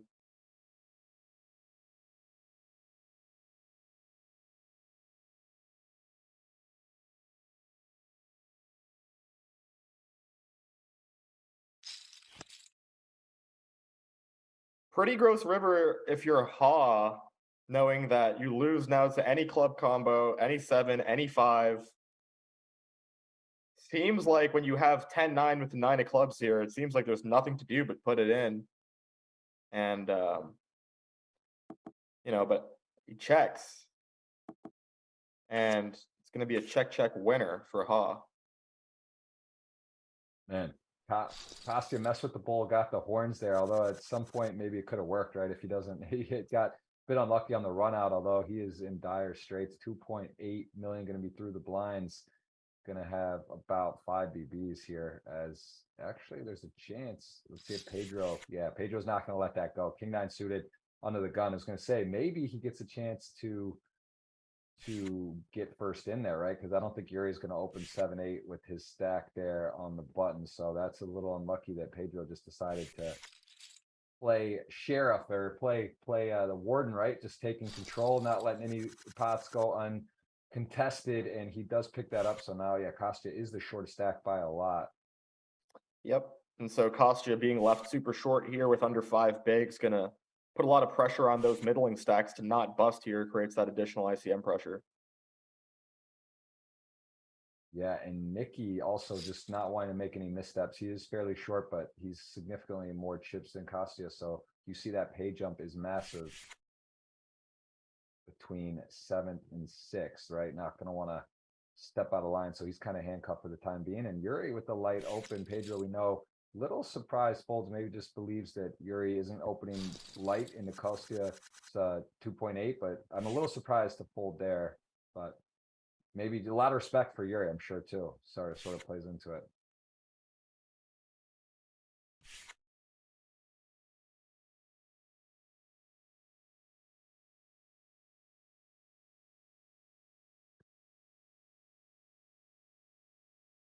Yeah, queen deuce off. Can't be too selective, but that is not the one. Fives fold from Vlad, just realizing probably wants to shove or fold, right? Doesn't want to get put pressure, open up the situation with the 3 million stack. But fives, what do you think? You like shoving or folding there from Vlad on the button? Yeah, I don't mind either. I mean, really, it's like I said, the last hand, it's just Kostia Jock having 4 big blinds here is really the driving factor that you just don't want to run into it, don't want to bust. We're looking at a 100K pay jump here, you know? So don't mind mucking the fives there. You have no blockers to the hands that are going to call you, so. But now you have blockers with the ace king. And a lot more likely to see, well, I guess there's nothing behind. We'll see if Pedro gets out of line here a little bit. Shouldn't even say out of line, because in this spot, you know, knowing that he's just going to shove himself. Yeah, it makes more sense.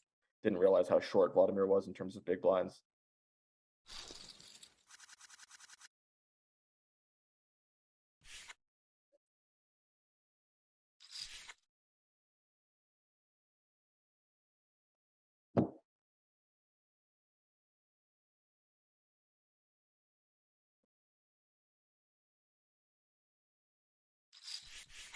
Yeah, Pedro gonna make the call here against the ace-4 for Costa Jock, and Yeah, off to the races. So ace-9 suited is in the lead. Sweaty, that was what the a turn you're card! looking for. What a Yeah, card! goes into it's a chop or hit, and of Oh, course, the dirty run out. You go from looking great to looking not great to a double, and what a moment for Kostya. He actually was the one that had a chance to knock out Makita earlier, right? Would have been, that was a big river on the king, for would have been yeah. a knockout in a much different situation. So he's kind of been up against it. He is going to remain in the tournament now. Him and Nikki pretty tight for the shorter stacks, and as you see, the break, which we are on a delay, we won't have to take. And yeah, I think this has been my favorite so far. I've taken the most notes, the most interesting hands. I think there's been some really, really cool plays and aggressive plays. And you know, Sure. I've been, it's been a special final table. And of course, anytime play for over $1 million to first online, it's so rare. It's very, very fun to be a part of. So I appreciate you taking the time today. And where can people follow you, Mike? Where's the best way for them to keep up with your run and Yeah. grind? Basically just Instagram and Twitter. Twitter at Mike Jozoff, Instagram at Michael Jozoff. But I'm more active on Twitter. I think Twitter is sort of where the poker world exists. You know, that's like the social media platform of choice. But yeah, I'm gonna have some interesting stuff coming up. When I get back to, I have a place in Montreal. When I get back there, I'm gonna hopefully maybe consider starting to stream doing a bankroll challenge, because I've seen. Shout out to Jeremiah Williams. I don't know if you've seen his Twitch stream doing the cash game bankroll challenge. So that kind of inspired me to maybe do a similar thing for tournaments. So considering starting that up. But yeah, those are my socials. Keep up with Very everything cool. there. Very cool. And you prefer tournament poker over cash games, or you do a little both? I definitely prefer. I mean, cash is obviously lower variance, but the sicko in me just prefers, the tournaments, because I think it's more of a competitive format. To me personally, it's not true for everyone, but cash games just feel like kind of more clocking in hours at an office. Whereas tournaments, when you have that score, when you go deep in a tournament, feels more like a sport. Hog gonna make the call off here with the ace-9. He's in bad shape against the 10 big blind shove, and not a good start. He's going to need some help here, but dead on the turn. Big moment for Nikki. Gets in for the first time over 15 mil, sort of in the deal. And a Kostya is not liking that. Would have liked to see a knockout there versus the other short stack. So he's still pretty short, but enough to play. And it is again wide open. Stacks are really, really evening out. We still see almost everyone sort of even in the middle, right? 15, 17, 12, 15, 11. And then there's Kostya and Haw are the outliers. But Elon going to open up here, see if Haw this time decides not to peel a little different juncture of the tournament. And a welcoming sight for Kostya. What a flop.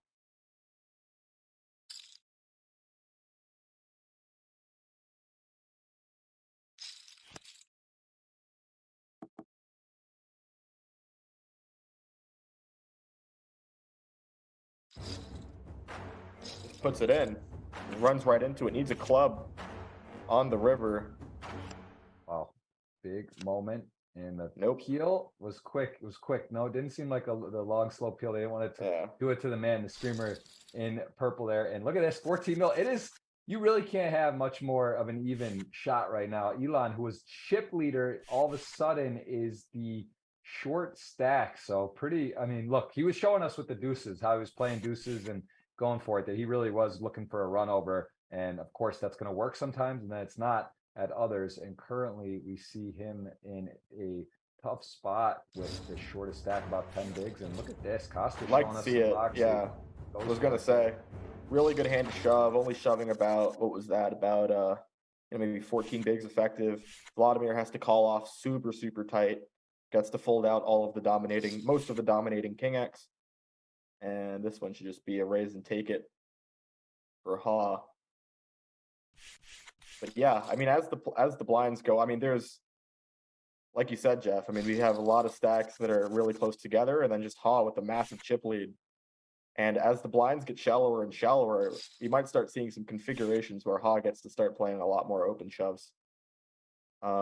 Yeah, for sure. The blinds jump again. He wins a couple more pots. Some people get sub 10 mil, and he can really just start going to town, as we see the 8-9 suited open there. And he is, it's hard to make a hand. Look at this. You see, it's hard to make a pair and hold them, hard to get a good hand. And here he goes, queen nine off. This is definitely close, but as this massive chip leader decides that he is going to go for it, let's see if Pedro, he kind of knows what's going on, right? He's like, this is how I like to play. I like to play be the chip leader, be aggressive, play a lot of pots, see if he's going to play back. But also just such a great stack, right? He's still healthy. He doesn't need to really go out of line, be the one to put his chips at risk. And it is really working for Haw right now. Yeah. I think it's a good point, Jeff, right? Because it's like, let's say he gets a small free bet through or something, and he picks up some chips. It's nice to pick up some chips, but doesn't really change his standing in the tournament that much. There's still a massive ICM pressure on him, even if he picks up, the blinds plus the raise there. So see what Pedro does here with the sixes. Yeah, it's also, you could see there's a few things you could do. You could even shove, but it seems like a little bit much, although I was gonna say, I think folding is the best play. For sure. I think folding, like we said, doesn't have any blockers in his hand. I wouldn't have been shocked to see him shove. I mean, because you got Nicky can't really call. I mean, it would not be, I think, the most insane thing ever. Obviously, it's high risk, but that would have, based on how he plays, I don't think that was like out the door. That he was, he was definitely thinking about it. It's just such a disaster when we run into it, right? And we take seventh place here. So for I sure. think it's overall good recognition from Pedro there. Yeah, and why you're gonna get dealt queens the next hand. That feels better anyway. Doesn't have to wait too long. He's gonna come in here. Let's see if he does more than a min raise. We've seen, okay, so Nicky just snap mucks the a7. We've seen Nicky have the propensity to go after Pedro's opens here, but as the dynamic shifts, Pedro's can't really get out of line in this ICM configuration, and it's also good recognition from Nicky realizing that. So I think a lot of these players are adjusting really well to the dynamics that are changing.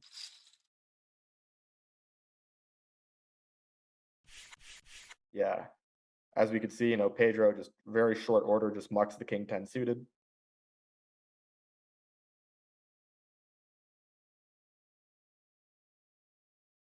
A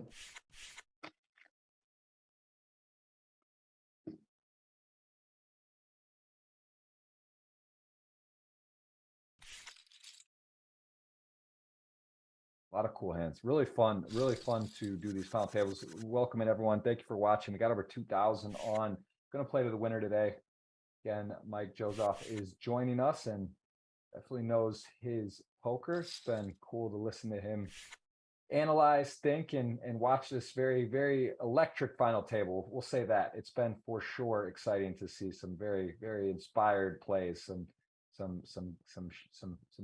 I just call it inspired. There's been inspired. People are going for it. No one's holding back today. Yeah, so ace deuce off here, just straight into the muck. Again, have a candidate, you got the blocker. Maybe you want to do some small three betting, but like I said, in this ICM spot, these guys are not getting too out of line anymore, recognizing, hey, these ladders, like we talked about, Jeff, at the beginning of the stream, these ladders here, 6 to 5th or 7 to 6, 6 to 5th, 5th to 4th, such huge ladders here in this sort of flatter payout structure. So these guys very ICM aware, treading very lightly right now.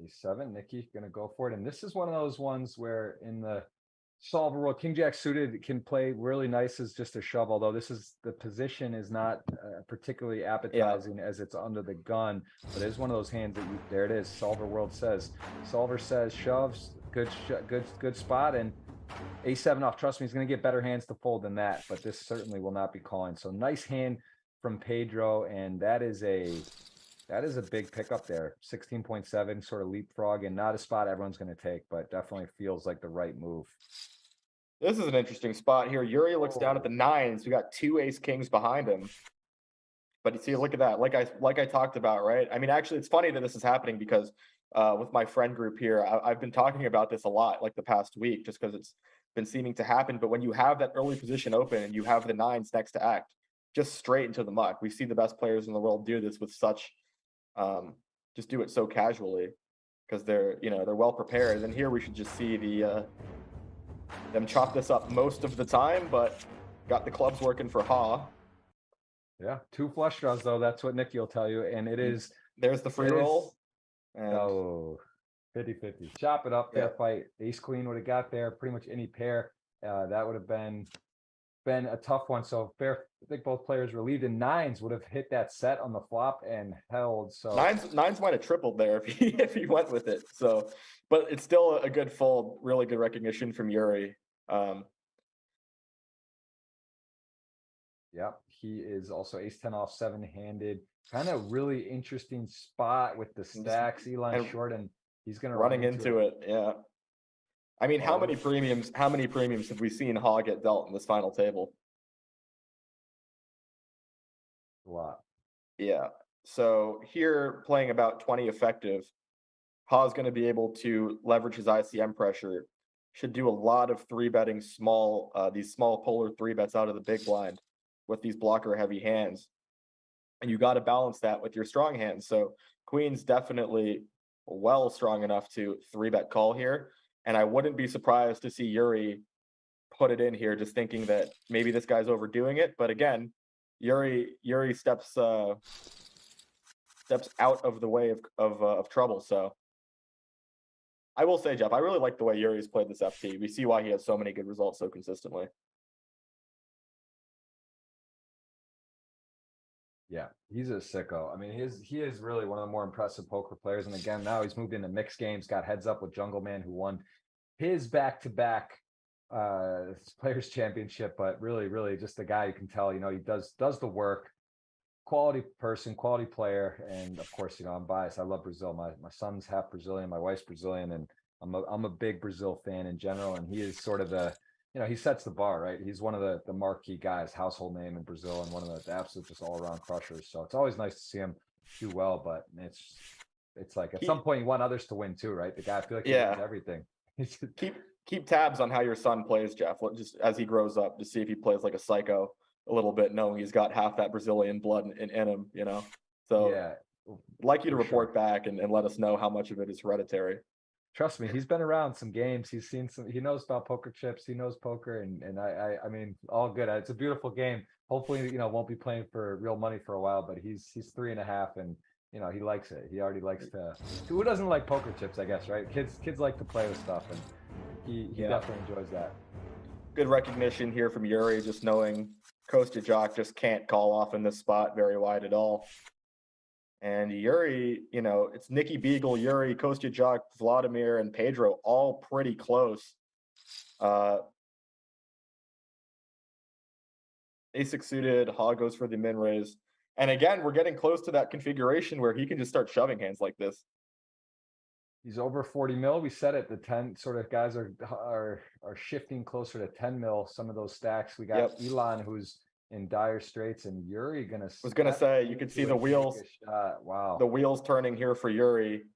One of the benefits of just open shoving these hands is that you don't allow this ace-5 off to play back at you. And we'll see if Ha just goes for it here. No, he does lay it down. So that is one of the benefits, right, of just open shoving a hand like ace-6 suited. You don't allow that to happen. And just Yuri seems to be just making the right decision against his opponent's exact hand every single time. Really good timing. This is a 6-blind shove from Elon under the gun, ace-8 off. Can't be too selective, and nice to get that through. Really, no one didn't get a better hand to fold, but ace-2 suited couldn't play. Here it is. Blinds up 400, 800K as he does hit the big blind. And look at this. He has got, I don't think Elon Musk.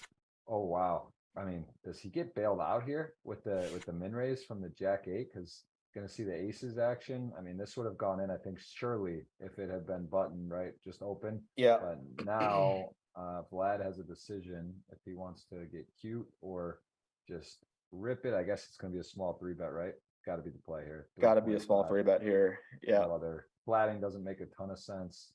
It's at this stage in these stack sizes. So I think, 3 point 5 just goes bigger. Don't That's love that that's a shove. shove essentially, right? That's just a shove. I mean, puts in more than half his stack. How many big blinds did he have to start the hand? When you know, I'm just so used to you know, having the chips and big blinds when we're playing online, so it throws me off a little bit here. And live, you know, notoriously made a few. 15, right? So almost 12 million at 4-8. Okay, yeah. So I was gonna say he's shallow enough to where you do just want to start playing shoves here. Aces is probably still cuspy to where you still play that small 3-bet, but when you're that shallow, it does make sense to just put it in too. Now we have a cooler setup here with Pedro and Nikki. Although don't write off Elon from doing something here. Don't write it off. We've seen crazier. Yeah, Pedro got it. I mean, this is Pedro's at top range button 7-handed, and Nikki, who is, yeah, I'm sure he's seen the 7-10 suited shove by now. I mean, there's just no way he's not playing for it here. Yeah, this one's just going in. Big moment for both players. Of course, as we know, Queen's ace queen suited. It looks like a dominating spot, but it's just not. It's still plenty of things can happen. Let's see. Queens to ace queen suited, and that is a scary looking flop. Big turn to shift the lead to Nikki, and here comes the sweat. Ladies and gentlemen, the slow peel, please brick. Too many outs. Doesn't get there. Nikki Beagle, ladies and gentlemen, he is in a powerful position right now in a commanding second. Got the nice spot, and Pedro is on dire straits. This is about to be really gross for Yuri, because look at this. We've got 2 short stacks. We have Pedro with a little over 3.5 bigs. We have Elon with under 5 bigs. Yuri has ace queen suited, so he's just going to shove. Could he just, wow, I was saying, could he do it?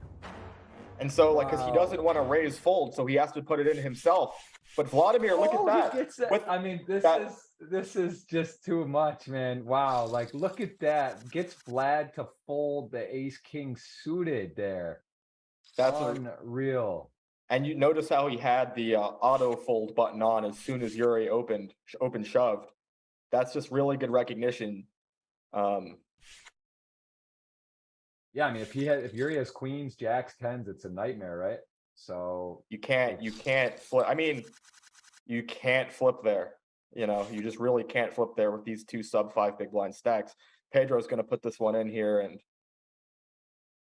pretty weird spot for the 9-8 off, right? Because just the math of it, I mean, it's such a small shove, so he does realize, okay, I just have to call any 2, not any 2, but 9-8 off definitely enough, I guess, to call like 3.5 bigs. Been a theme today. Short stacks doubling. Can Pedro do one more time? He does. Ace high holds, and 6.4 million is awarded. So Elon and Pedro, the Brazilians, now short. Yuri holding it down with 17 million, but there was 3 of 9. We got 7 still left, and we are over 2 hours into today's show. We still lost a player an hour. I can promise you that will pick up. This will not be a 8-hour stream, although I'm having a good time. Wouldn't mind. It could push back dinner plans. Mike Jozoff here calling it action, and we are up to a Yuri. Look at this. So this is the same sort of setup as last time, right? I mean, if you're Ha in this spot, you've got this the 6 million stack and the 4 million stack behind you already folded. You can play such a heavy open shove under 20 effective, and he just has to raise fold here. But 10-7 suited, I don't mind seeing that hand just get shoved right away with this commanding chip lead, knowing that, you know, these guys are going to have to fold ace king, you know, like we just saw. Maybe not against that, but in a different spot. That, you know, they folded ace king. The point being they just have to call off super tight. Interesting. I wonder what the line is for a guy like Yuri or Vladimir to call off there. Obviously, Yuri, when he does double, he just, you know, he's chip lead. He gets to win the tournament so often. But I wonder what the line is. Really interesting to see the 3-bet here, right? I think the intuitive would be, oh, let's call. We're deep chip leader, but no, he's basically saying this guy knows going to open a lot, and now I get to keep control of the hand, find out where I'm at. I mean, but does Ha respond here? I mean, he doesn't also want to just like rip in, you know, 20 mil. Well, the one thing you can't do is, I was going to say, it feels really bad to call out of position here, but he's just going to flop the ace and just have a pretty nice life. Typically, though, in these spots, solvers like to, for equity realization purposes, especially out of position, just jam or fold mostly with range. Um, but he is going to peel the ace jack off and have himself a nice flop. Yeah, so look at the sizing, 10%. I mean, this is one of those spots. He's got no real backdoor yet. It would have to get the king 10 or running queens to win Yeah. the hand. And now with 12 million SPR close to 1, just sort of one of those spots where you get called on the flop. I mean, it'd be ambitious to try to go for it here, but let's see. I mean, I don't know. Yuri's a talent. I'm never gonna say consider. No, I guess he knows his opponent doesn't have ace king, right? Pretty much for sure. So now it's sort of like, does he have ace queen or ace jack or some ace, ace 10 suited, but does bet again, super small, really interesting.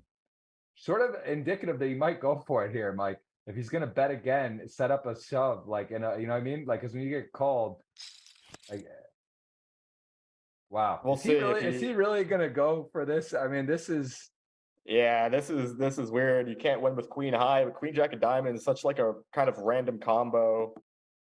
And yeah, it seems like you're just going to be massively overdoing it if you're just jamming all these hands. But is the point for betting the turn then maybe just to shake like pairs or some like king queen suiteds that might peel one or something? yeah, I don't think he's definitely not. Well, it's a weird spot to begin with, right? Because Ha in this spot isn't supposed to really play too many calls out of position to begin with. So it's weird when you're thinking about how the ranges interact, because I'm not really sure what the ranges are. But I think that if he's going to have a hand like maybe a hand that is a pair or something, doesn't want to just jam like you said, I think he's probably just trying to shake nines there or something like that. But Right.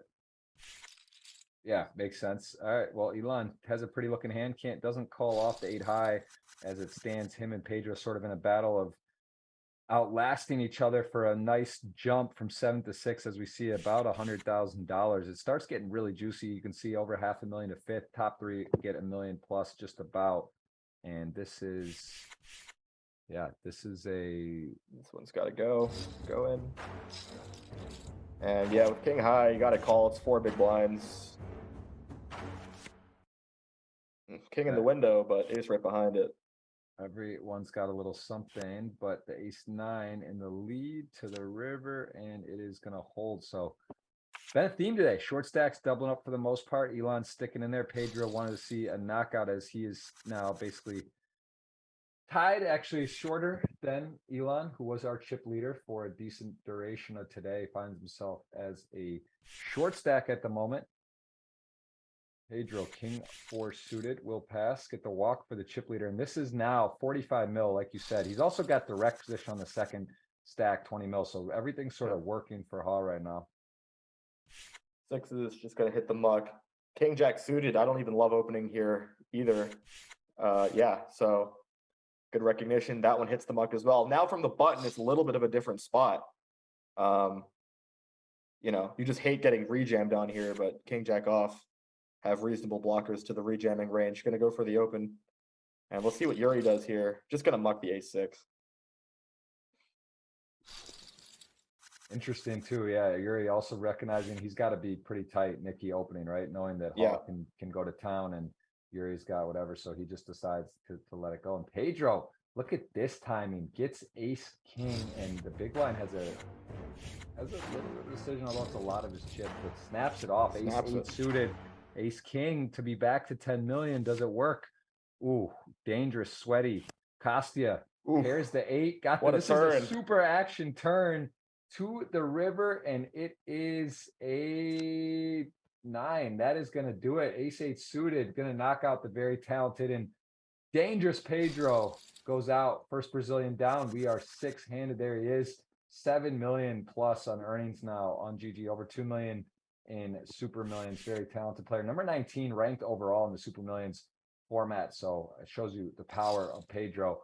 And we will see him again, I'm sure. Nice score. Everyone here now guaranteed 432,000. 6 left.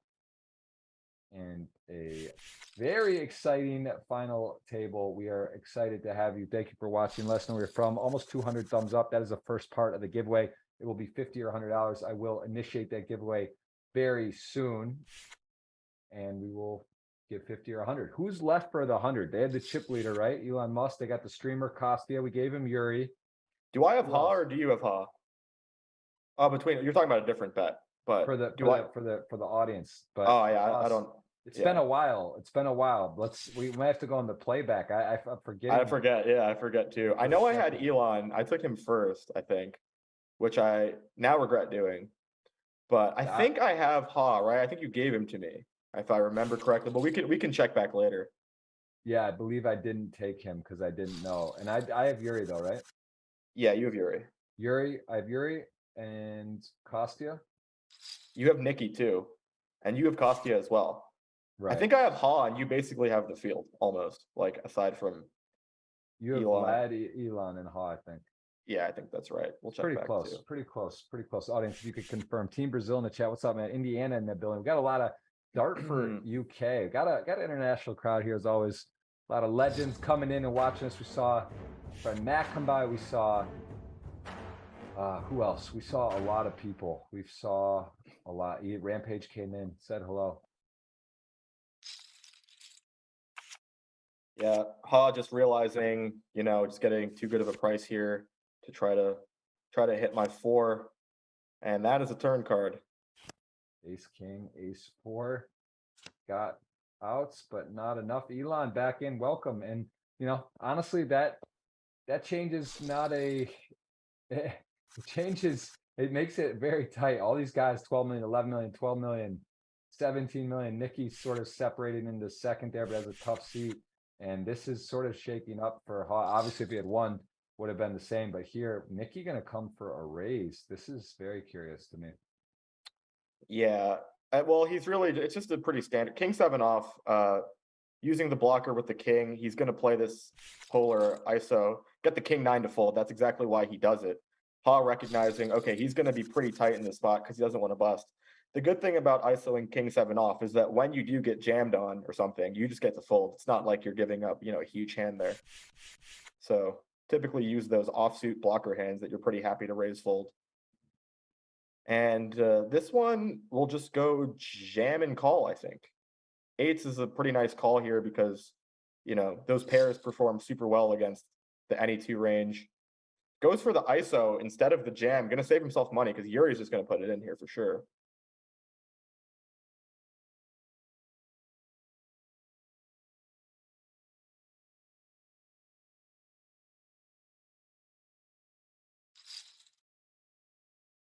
Goes for even the click back. Yeah, he's choosing to induce the 8s as opposed to just jam them. So the idea here is to click it back and then 3-bet call. Yeah, and Ha's been getting played with a bit, but does still show discipline. Doesn't just rip it in, which would be kind of crazy. But you could tell he's getting a little irritated. He did see also Yuri's playing with him, right, with the Queen Jack and messing with him a bit. There was another light one in there as well. I think Yuri's going to shove this one too. I mean, this is just like the hand, especially against this almost any 2 button open, probably like a 70% button open. Yeah, so Yuri puts it in. And Ha's maybe getting a little frustrated now, just raise folding all these hands, But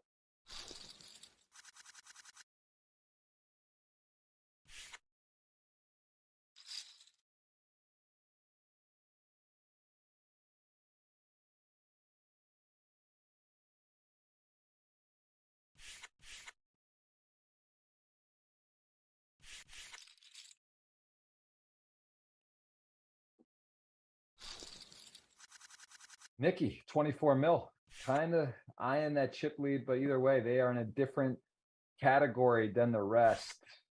Queen deuce suited, gonna give it up. Ace 4 suited. Now Yuri with a nice stack, but also very vulnerable. Everything's tight here. Kind of seeing how he wants to play, realizing. So this is cool to watch, right? Seeing what type of hands to shove, how to play. Even that ace queen suited got ace king to fold. The only thing you're worried about here as Yuri is how wide is Elon going to be calling off here in the big blind? I'm not 100% sure. He does fold the ace 9 very quickly. I would just be a little bit worried about that, knowing what we can shove in theory versus maybe this guy is going to battle a little bit more than that. So, but as we see, just folds the ace 9. So it looks like Elon does have some pretty good recognition there too. Ha finally gets an open all the way through.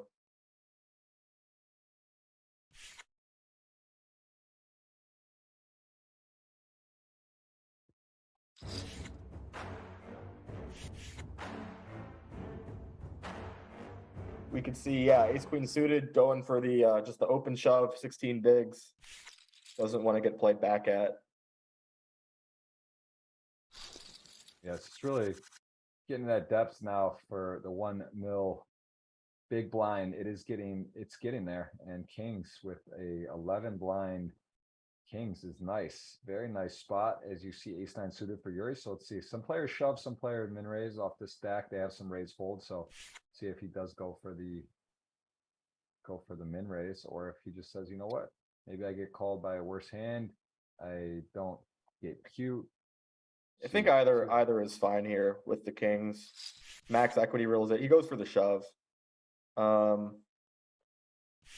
Yuri should just muck this ace 9. Yeah, don't see a world where he's going for it. It's just too dicey. Like it's 11 blinds, ace 9 suited. He's got a good stack. He is considering, of course, because it is a premium in the spot, but I think he's going to settle on a fold here if I had to put my money on it.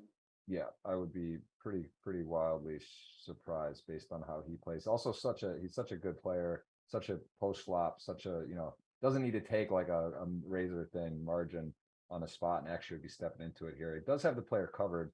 It's got what, 18, 19 mil. So this would be 11 of that. It'd leave him with 8 bigs through the big line if you were to play and be wrong. Yeah. Put him at the shortest stack, and currently he's basically tied for second, call it third. Well, I mean, on these FTs, GG gives you the 10 minutes in the time bank. So you're just thinking it over a little bit, choosing to use it. Nothing wrong with that. And settles on the right decision.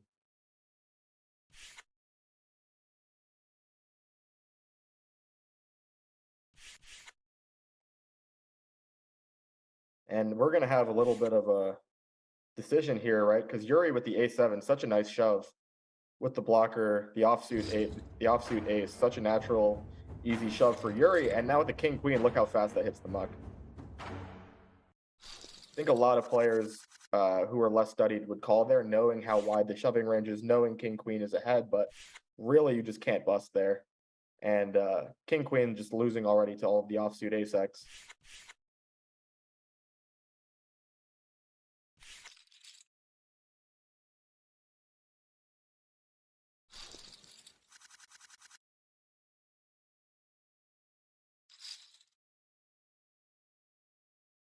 Ace jack will min raise 2 mil, ace 10 and 5's tricky hands to play here. Ace 10 gives it up. Elon closing the action. 5's short of stack, but still in striking distance. Wow.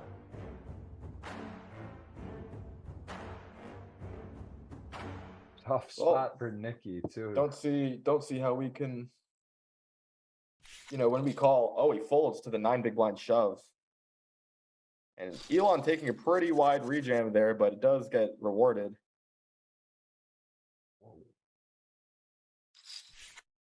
Okay, see the 2 million goes for the. I'd be curious if Yuri was chip leader, if you go for bigger size, and we're seeing the min raise from Haw.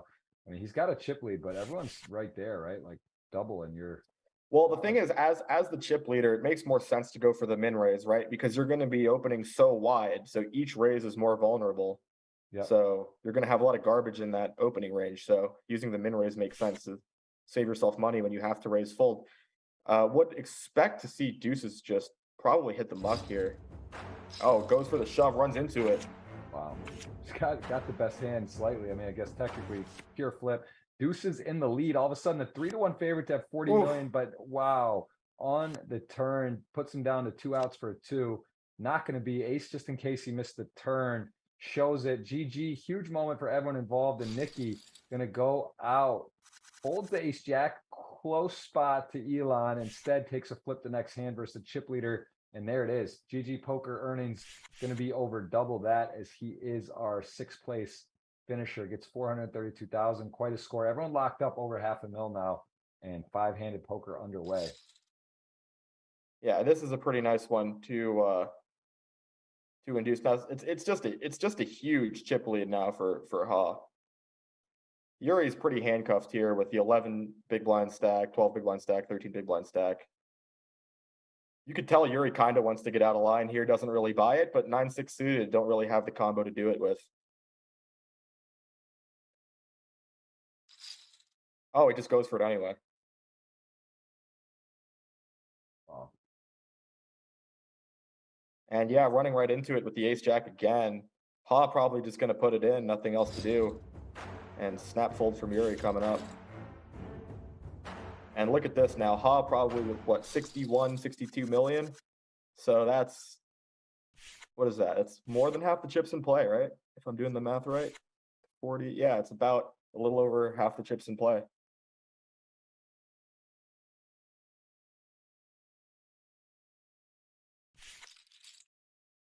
Yeah, he is now in a, I mean, he's literally got him teed up almost perfectly with their stacks. Like he's could just put so much pressure. Also seeing the ace king suited fold, seeing how people are playing, you know, he's going to really start to be able to lean here, even though here, right, like queen 3 off, it's just a little too spewy to rip it, but that is going to be where you're going to see him get to rip in some wide shoves, but not quite that. And actually 18 million. Kostya separates in the second fairly healthily, considering he got 11, 10, 11. And kind of a game of chicken, right? First in, getting to. Definitely a game of who's first in. Everyone else has to call off pretty tight. You can see that blind versus blind, how quickly Vladimir mucks the fours. And Yuri's going to have to go with this one here with the nines.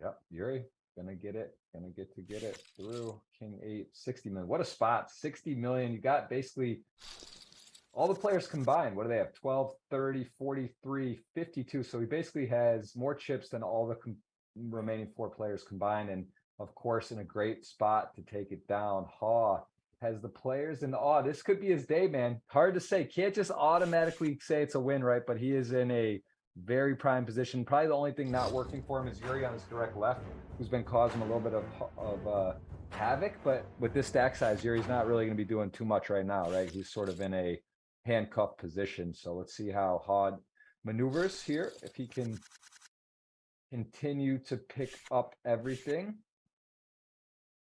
He is got king 5, and this is 17 mil. He's going to go for the min raise, not the shove. Yeah. Because now you have a hand. See, this is the problem, right, with the min raise. Whereas if you shove, a7 has to snap fold, right? Wonder if Ha is going to start shoving more, just seeing how much his min raise is getting punished from the aggressive players behind him. Yeah, he's got this little thorn in the middle though, Kostya, right? The 12 to 10, okay, but when you just can't, the 20 mil is more significant, and he is. Oh, here we go, Yuri. Wow, Yuri might actually get 2 better hands to fold. Although, look at that. I mean, Yuri's timing, like with some of these hands where he's gotten like ace king suited to fold, he's gotten slightly better hands and close spots to fold. He's really just sort of majestically gone through this final table in some pivotal spots. I mean, here though, the threes against I guess, ace queen. I mean, I don't know. I mean, this first covered, it's just. Yeah. So on the one hand, you don't have the blockers. You have 14 big blinds. It's kind of a big shove, but he does make the shove knowing how tight they're going to have to call off behind him. Ace queen's just going to be way too strong though, and they're going to be in a flip here. I don't know. Vlad folded ace king suited. I think he's gonna. I don't think you can fold this one because wow, he still does fold it. Okay, he's folding based on the other one. It's similar. Yeah, that's a good. You know, it's like he's also Elon is in there, kind of spewy, playing a bit wild, not so much in regard to ICM, and he's sure. He's yeah, that's a good point. That's a good point. Big page. I was thinking that maybe just because you dominate so much of the ace X, whatever, you consider it with Yuri shoving 11, but yeah, it does choose to make the fold. I'm gonna look at that one later, see what the cutoff is. I wouldn't be surprised if ace queen off is just a fold there too. You're right. Let's see.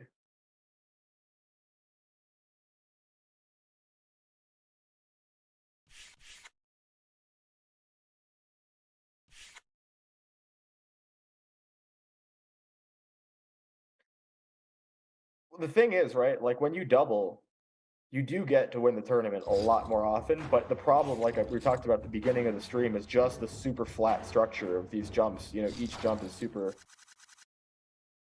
important.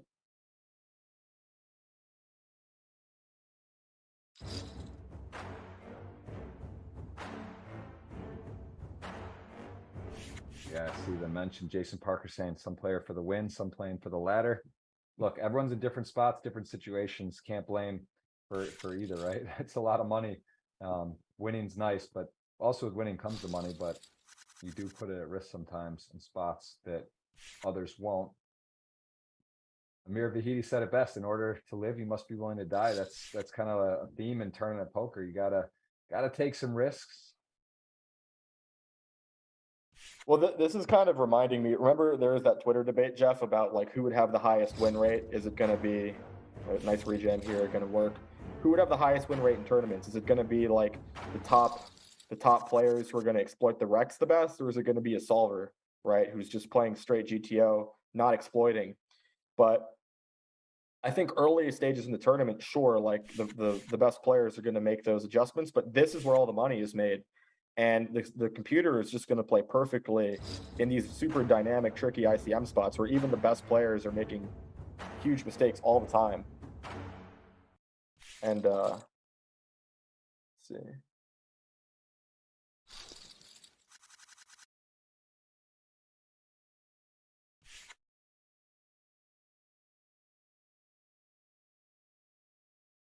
Yeah, ace king.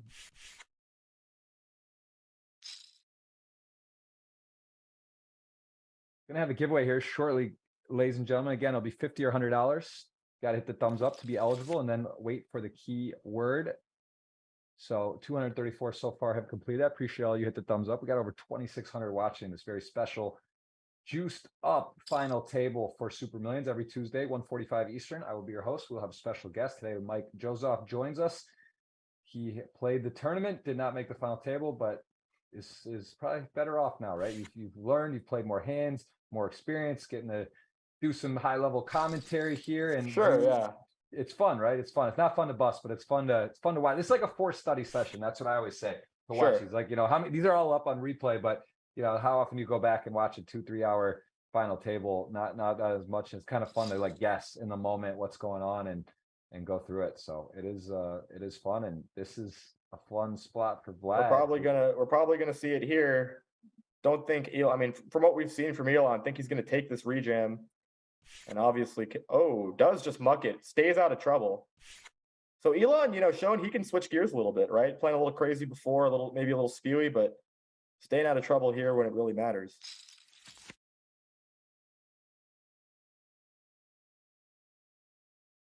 So I pulled up the sim here. I don't know if this is good or bad for the stream, but I pulled up the sim here of that spot where he folded the ace queen off. And yeah, Yuri gets to be really aggressive. And the line for him to call off there from the small blind is exactly ace queen off, which is close to breaking even. So folding is not a big mistake. Ace jack calling is a huge mistake. It's a huge mistake, that one. No, so ace queen, no. So ace queen is exactly the line. So he's supposed to call it, but it's making very little.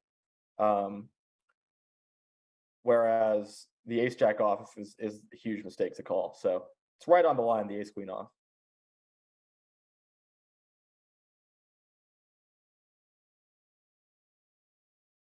Tens plus ace queen off, ace jack suited. Meanwhile, we have a big post flop hand here. Yuri has the pair, second pair, open ender against the kings. I think we have a lot of incentive to pot control here, not bust. But we'll see how Vladimir approaches it. Jeff, I don't think either of us were paying attention to when this hand started. Well, it was a min raise ace 10 folded, right? And now this is a different. He has this kings again. He got kings again. Yeah, he got kings again. I thought some reason I thought he had ace 10 on the button. Elon folded ace 10 off on the button. He could have. Maybe this is the same hand, Jeff, because I was running. Okay, because I was running the sim, so that's why I wasn't paying attention. But maybe Yeah. maybe we should have been as the as the Yeah. Well, commentators. I can tell you, I've got the most notes I've ever taken on a final table. There's a lot of hands that I am curious about. There are highlights, and there's a lot of notable hands with timestamps that you guys can see on replay to the highlights on my YouTube channel or on GG. So I can tell you, this is by far the most interesting that I've seen. Like the most Yeah, most for hands, sure. the most. Partly that's because it's a little deeper, I think, too, right? When they special edition more people in the tournament than normal for like a standard Super Millions. But yeah, So that was a wild. now we see the open shove coming in from Ha, which is good to see. I think that really gives him a lot better of a chance to win this tournament, knowing how tight these guys have to call off. Yeah, ace-8 shown from Vlad.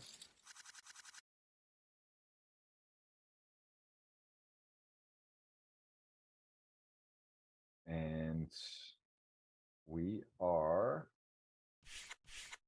2-7 suited, gonna let it go. Jack-4 suit on the button here. And then this should just go shove here from Vladimir and a fold.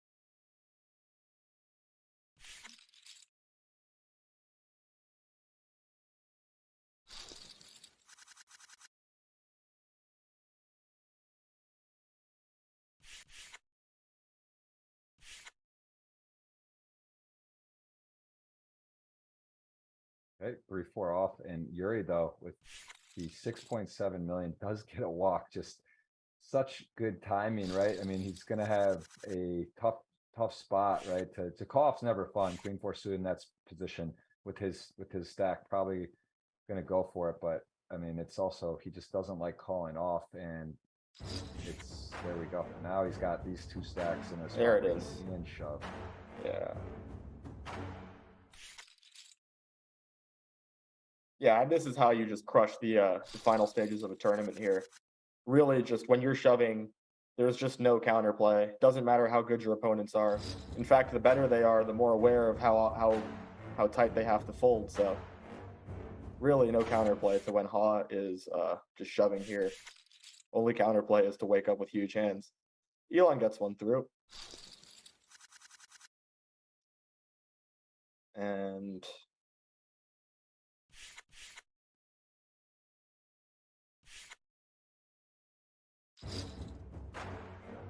10. Nice timing here. Elon 5-3 suited, pretty looking hand, but not to call off and tilt. He doesn't like it. He's got to be happy though. He's got 560 locked up, although he was chip leader, right? It's all perspective, kind of up stuck to fill lock terminology, right? When you were chip leader, you're still in, you're less, but you don't have as much as you had. yeah, He is still not the shortest stack though. We see that Yuri is right there. 2 Brazilians still in, 5 left, but the shortest stack. So wouldn't be surprised to see. Yeah, wouldn't be surprised to see Vladimir go for either a min raise or an open shove. The problem is now when Ha looks down at the fours, this is just a slam dunk rejam, knowing this guy has to call off so tight. Even though his opening range is super tight, he still has to call off so tight, right? Like, can't call off ace jack. You can't call off, yeah, so just snap folds it. So good recognition there from Ha. Curious to know if just open shoving the 20 bigs is the preferred action there. Yeah, that's the note. That's for sure that the question, and it's tricky because it is also player dependent a bit. And all in all, I think, wow, interesting here. He's got the complete control here. Does he want to call off with king queen? It's like 8 blinds. I mean, I guess it's. Yeah, I think call is standard because if he loses the flip, his stack is still pretty healthy. The value of his tournament doesn't go down too much. Needs a king or a queen. Drawing dead on the turn with the 4.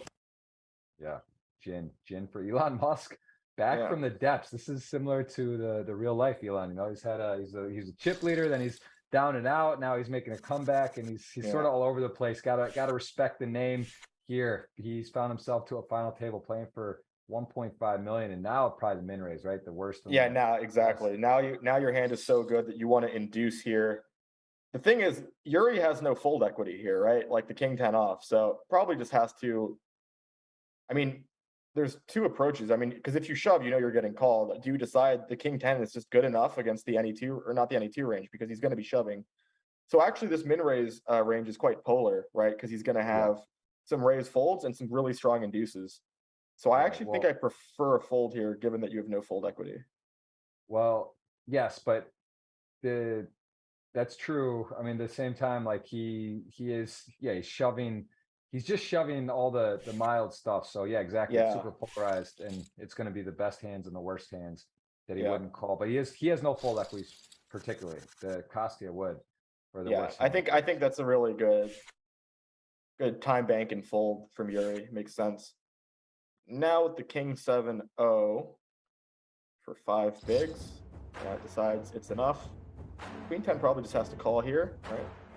Just given that it's only a quarter of your stack, you're not risking your tournament life and you're getting a pretty good price, but we'll see. This is a pretty awkward spot too, because Queen 10 is dominated so often, but yeah, just a question of the math there, if you're getting the right price or not. Not really sure about that one. Look at this. Yuri finds a way to stay in it, and here he has ace 10 suited with no. Nothing behind him. Gonna get this one through. Huge pickup. 2.5 million. He's got 10.7. He's not at the shortest even. He's like tied with Kostia. All of a sudden, we're picking that pot up. So, I mean, pretty crazy. Actually, he is officially a little bit ahead, even about the same, but.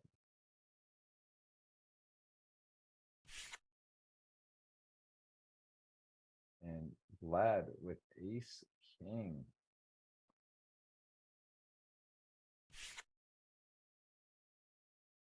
Thinking what to do. I mean, what, 15 blinds? Pretty intense time in the tournament. Yeah, I think all-in's just the best play here. Don't really want to open, induce a rejam from 4s, and then flip to bust yourself with shorter stacks. So definitely like the open jam.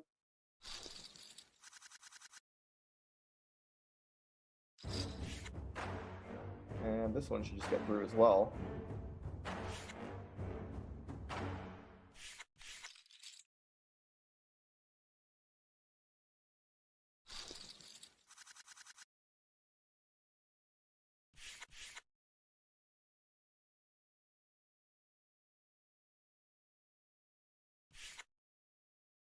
And ace-4 off. Nice spot to try to win the pot, but not the hand. A4 off. I mean, it would be a pretty disrespectful jam, but it would also just kind of be like thinking the opponent who plays so tight maybe that he could get one. But it just, that is really a bad hand. Imagine, just imagine your opponent has, just wakes up with queens here or something, and you just bust with 8-4 off. Like, you just can't do it. It's just too much. Yeah. This one, you can do it though. But still no contest. Ha might go for the min raise, gonna get shown the bad news once Yuri shoves.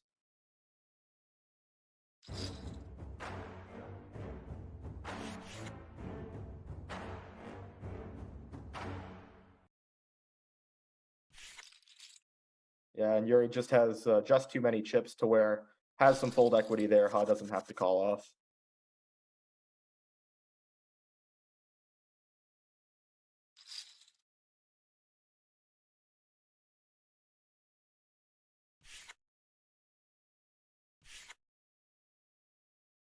Yeah, still a lot of poker to play. I mean, Ha hasn't run away. Yeah, I was gonna say Vladimir has a candidate here just to shove with.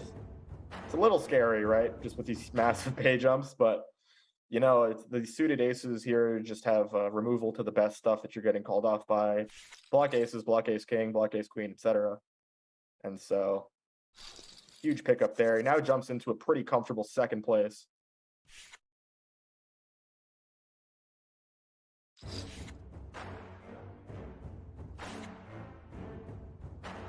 Ace queen gets to take it down.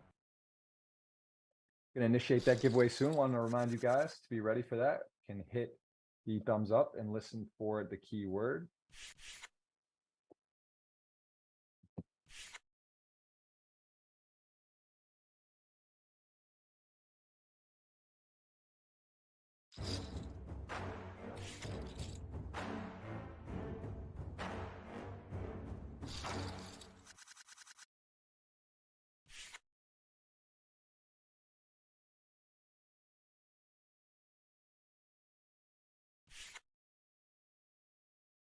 All right, Queen 8, 14 and 10 mil. Feels close, right? Queen 8 off.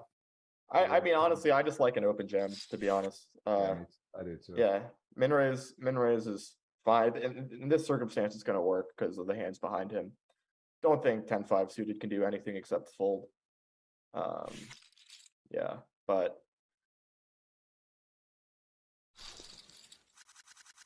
Gonna give you guys one last shot at the hands up reminder. It is a link pinned there in the chat on YouTube. If you go there, guess the winning hand today, you will have a chance at the jackpot that keeps rolling every week. And what is a nice spot for Yuri?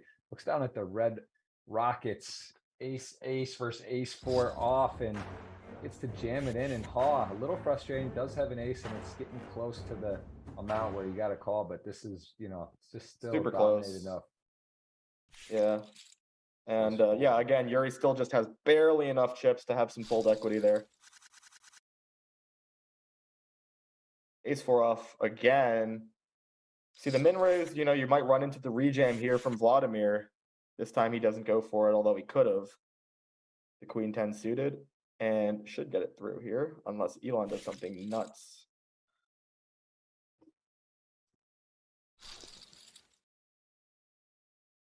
And we are on break, which we're not actually on. Yeah, that's the nice part about the delay. Get to go through, shave that. We see 5 players remain, 560,000 minimum that we'll go home with those remaining countries, players that were playing. Started out from high action from the start, and here 15 million shove, ace 3 suited, 7s in the muck.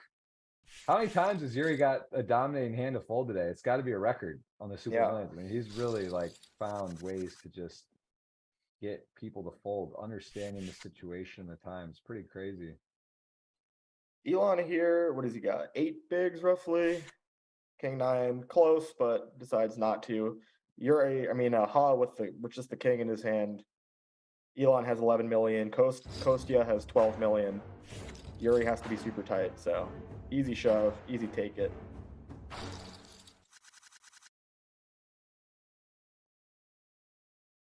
And here we go. Now we have a spot because Vladimir might decide the 9s good enough to open jam here. He does go for the jam, essentially leaving himself chips back, but he's not going to be able to fold after Yuri puts the rest in. What a tough spot, right? It's even with this side. I mean, yeah, I guess if there's an all in or something from Ha. Yeah, but in this, that's what it would take. Yeah, this is not gonna love to see it. 36 million on the line, 4-1 favorite. Yuri Queens. And there is a nasty 9 on the flop. Turns out could pick up a jack or a queen, looking for paint for a sweat. It is not, and that is not how Yuri drew it up. Absolutely ridiculous. Gets the big pot. Just going to come up a little bit short when he gets a 4-1 dog. But Vlad is going to be happy having 40 million. Finds himself in second, and a very tough opponent out in 5th place. There's a look at Yuri, number 17, Super Millions. That is only going up as we see him exit here, and over 3 million in Super Millions earnings, 11 million plus in GGPoker winnings, and great guy, great stash, great player. Did we say I have Vlad here? You did pick Vlad, I believe. I have Kostya. I'm in trouble. Is that all I have left? I think you're in trouble, Jeff. I think I like my chances of having a dinner here. Are you more a Chick-fil-A guy or a Carbone guy? Yeah. Actually, funny you say that. I'm a big Carbone guy. All right. Go there a little bit too often, but we don't have to go Max Payne if we don't want to. No, it's all good. Have you been to ZZ's? Have you been to, oh, look at this. Hold that thought. He's going to decide it's enough to call off. And he just binks the 7. No way. And you're dead, Jeff. No, not over, Jay. Oh, yeah, you need Elon to, the check on the river. Damn, come on, Mike. Have you really? You call I me jinxed dead? him. Look, yeah, all of I a sudden, jinxed him. That was very my fault. alive. That That was my fault. wild. I That was gotta wild. I gotta send an Wow. apology. I gotta send an Wow. apology to Ha Wow. there for Wow. jinxing him. Jeez, I mean, how many tournaments have you played? You know how that goes. It's never That is true, Jeff. over. I do know Never how that goes. That is disgustingly is intense. But I was just gonna ask if you've been to ZZ's in. I haven't. It's, have you heard of it? It's in Miami. It's like a sister site of Carbone. So it's like a major food group, but it's like a members club. It's very good sushi if you like sushi. So I love I'll sushi. put Yeah. put that in the line for you. We can go. We All can right, we'll go.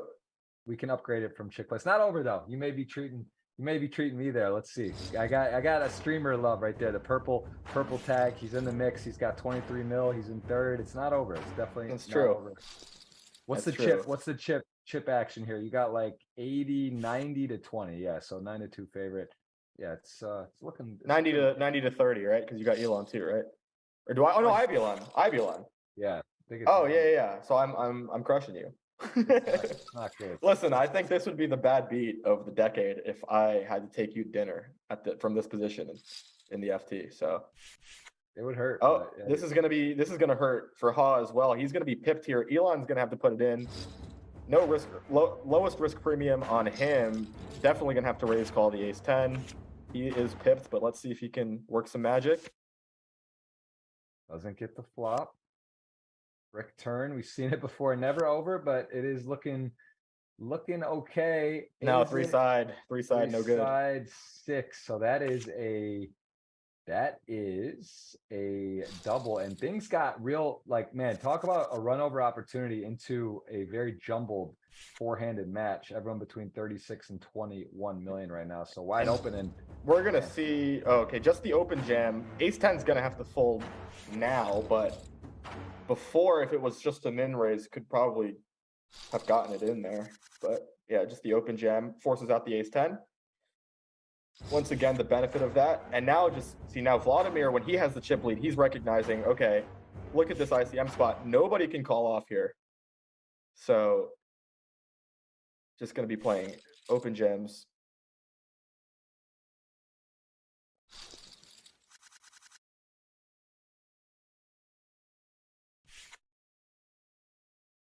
Yeah. A7 shoving. Yeah, all players playing pretty well.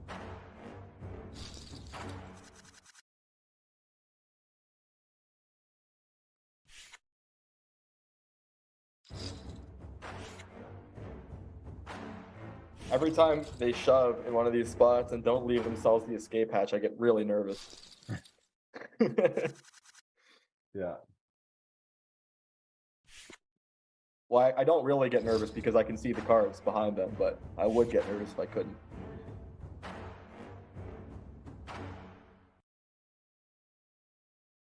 Yeah. 40 mil shove, 6-7 suited. Going for it. Clubs were dominated, 9-4. Gonna go in the bin. And Vlad, they say it's no fun when the bunny's got the gun, and this is now a new game. Chip lead advantage, Vlad taking over here a little bit. Uh-oh. So 5's gonna shove probably here and goes for the 3x. A little bit untraditional there. Don't hate it. And now 6 is in a weird spot where maybe 6 feels like now I can jam over the top of this and put 5s in a really weird spot. Because again, I think if he open jams the 5s, the 6s just have to fold. But yeah, there's the rejam.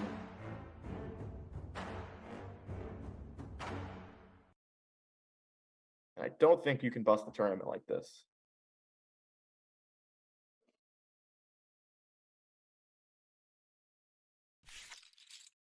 Yeah.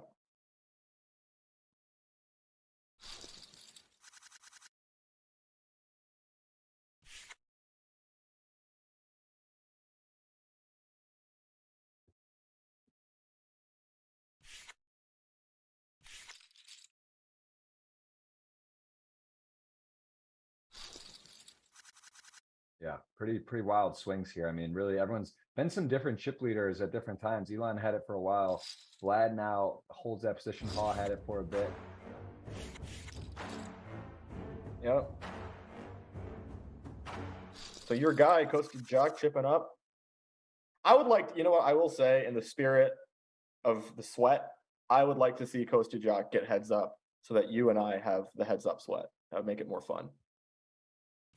It would be fun. It would be fun. Even I'll give you that chip lead. You can have that 4-1 lead, but Fair enough. yeah, I mean, I Costa's hope I have the hanging chip tough. lead, yeah.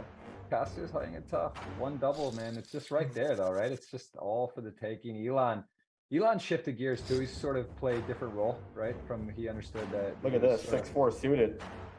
Wow. Wow. That is a boss shove. It's pretty wide, but again, recognition of the situation. Like, is it too wide? Probably, but these things tend to perform really well compared to just min raising. And now, all of a sudden, Vladimir with the commanding chip with 2x Ha and 2x Kostya.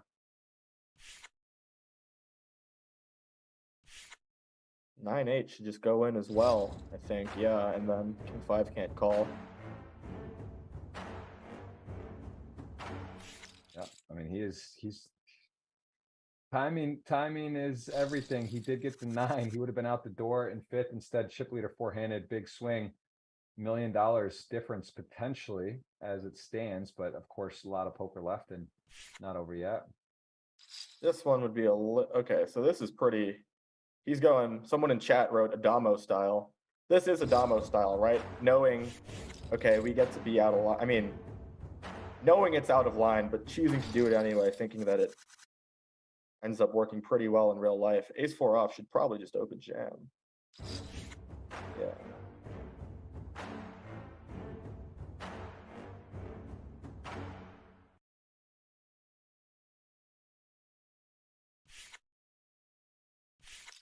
All right, keyword today, GG space million space your username on GG for the bonus, for the giveaway. So GG space million space username. Of course, if you don't have an account in a jurisdiction that you can play, you could always have a friend that does. Give it to them, split it with them. Maybe they give you half the free roll or some percentage for them to play. You gift it to them or whatever. So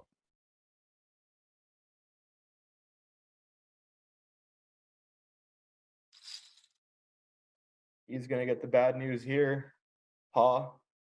Going for the min raise with the King 10. And Vladimir just has the perfect spot to just apply the pressure again. One of the nut combos to do it with. Kostya Jock playing 14 tables right now. GG millions. King 10 min raise. Queen 10 suited, definitely. Oh, but he decides. He decides the min raise is super strong. Decides not to step into it. And to defend with the Jack-8 off. See a post-flop hand for the first time in a while. Should just go small bet fold.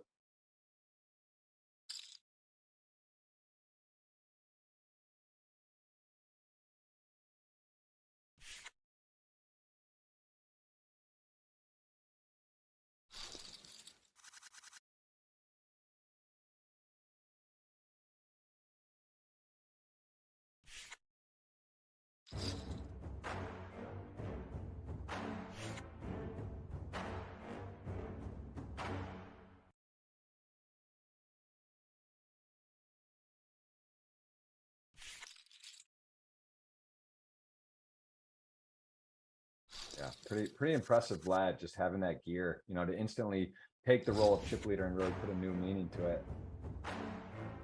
And we can just see, I mean, the blinds are so big now. Every time he takes down a pot, I mean, what is it? 2.4 million plus the ante. So it's 3.2 million. I mean, every time he gets one of these shoves through, that goes up 3.2.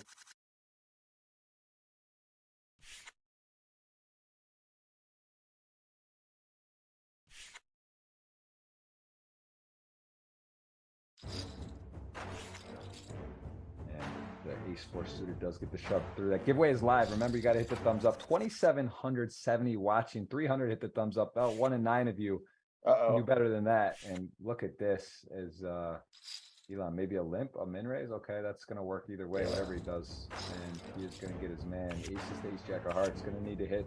We need some hearts for the sweat. Yeah. Ooh.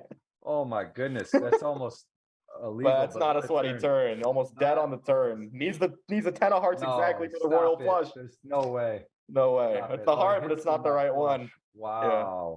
Wow. Wow. I mean, the case ace on the turn. He needed it at the end of it. So there it is, 68 million. And he has got a Elon Musk, not much going for GG earnings in the past. All of a sudden, he has got himself a big payday there as we are down to 3 and another pot picked up from our friend Vlad, who has got control of this game. And let's see, likely gonna min raise. Oh, this could be all in here from Coast to Jock with the applying the pressure, and it's gonna be snapped if he does.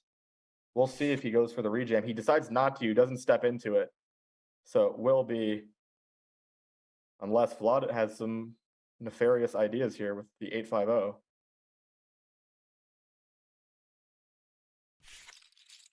But yep, nobody steps into it, so.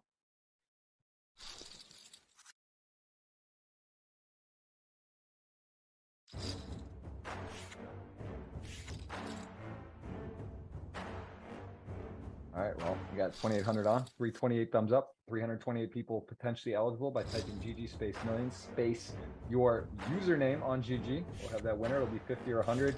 Try to think who's left. Is there anyone left for the $100 today? I mean, Christia, right? Christia Jock is definitely on that bonus we gave. I don't know if anyone else. I'm gonna throw in.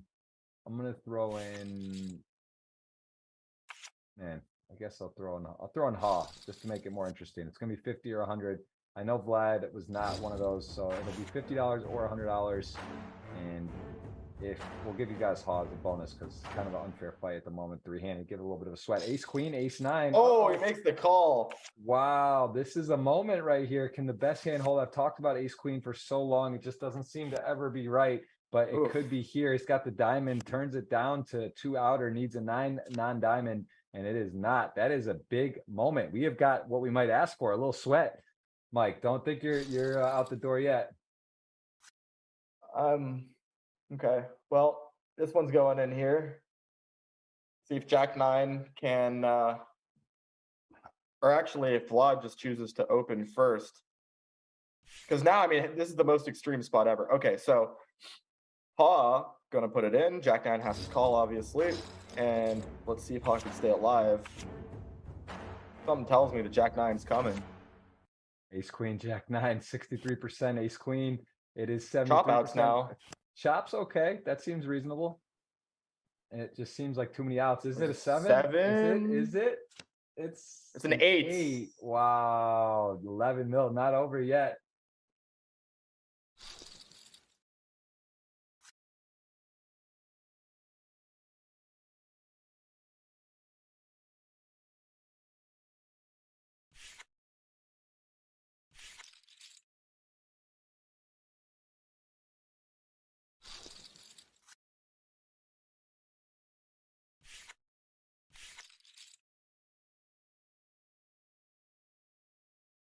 Yep, so Ha obviously with the low risk premium now, knowing he has to chip up. King 10 might just be in. Seems right? Yeah. 6 blinds, guys shoving. 6 blinds, super wide. King 10's way ahead here, have the smallest risk premium. I think this one has to go in, yeah, and we're gonna see it again. Jack 3 against the King 10. Good start. Good start for sure. Needs a 3 outer, 1 to come. About 7% chance of that. We saw that earlier. The Jack was electric on the river, but not this time. And things, Vlad's plan not going super according, right? He's sort of, everyone's chipped up a bit, 27, 29. It's sort of. Well, now we're kind of just back in the same position we were in before the Ace 9 hand, right? So we're back in that same spot where huge ICM pressure on those two guys, Kostya and Ha. As you can see, Kostya puts the running cold, you know, acknowledging the situation where they have the same stack again. And yeah, now Vlad just gets to go super nuts here. Yeah, $300,000 difference. All players guaranteed 942. We're going to be over a million, about a 280K difference here. And guys, I'll give you, once we get the heads up, we'll will lock in. They'll be no longer eligible to type in for the giveaway. Almost 3,000 you on. About 10% have hit the thumbs up. Appreciate you guys doing so. Let us know where you're watching from. And Deuce is going to get in first. It really is nice to be first in. This is illustrating the power of that.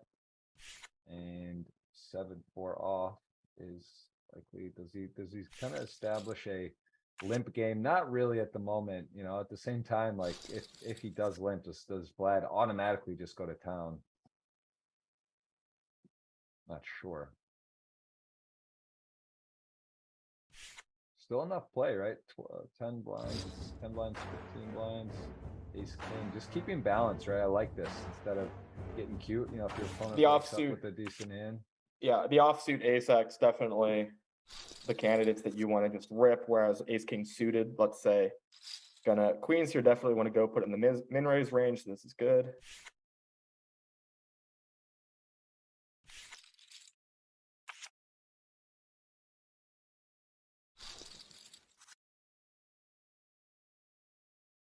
Should get just a walk here. What a life for Vlad. I mean, this is some of the most fun in tournament poker is when you're in Vladimir's position here. Massive chip lead, 3 left. Other guys are handcuffed. Goes to Jock thinking about something. Probably should end up folding, yeah. And just still turns up the heat.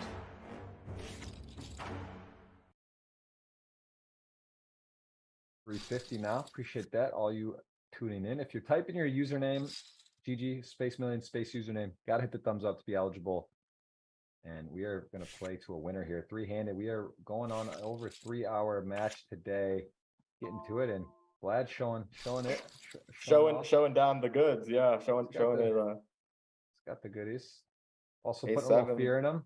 Reminding these guys that hands are allowed to be given. Be careful. He'd love to see just them fold down, right? Just separate himself without having to take a big spot, because they still are in a spot where they could do some hurt to him. Ooh, queen 8 off, 17 mil, 24 mil. He shoves threes. You know, kind of one of those spots where it's tricky. Definitely in this spot. You don't want to flip here, I don't think so. You're pretty much flipping against everything, right? So it's just not a great spot. Yeah, even fours makes a big difference, right? The ace-2, ace-3, ace-4, or some combination of that, but the threes, yeah, it's very hard to find a dominating spot. Not everyone's gonna fold there. I definitely beat book. I think I agree with that though, to fold. And wow, queen 7 might run right into the computer hand. That's a dead even hand, heads up, but 8s, 3-handed. I think he has to call this one. This one performs just too well. These pairs perform too well against the NE2 range. And we see the 7 for a bit of a sweat. Wow. And just dead on the turn. Pretty much. Needs an 8 to chop, yeah.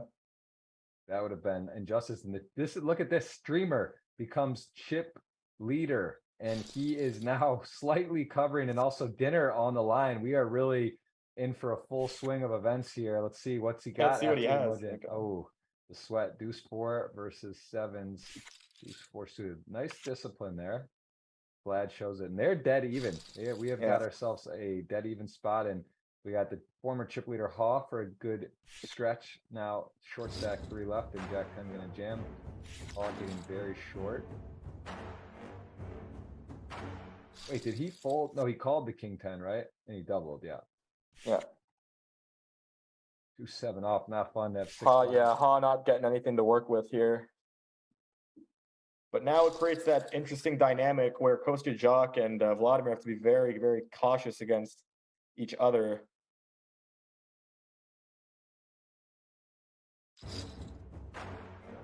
I think the way the spot works is like when Kostya Jock or Vladimir, when they're the button, they get to jam pretty wide, because let's say Kostya Jock jams here, Vladimir's call-off range is like insanely tight. It's probably like folding ace king off, I would guess. It's probably like queens plus or jacks plus or something.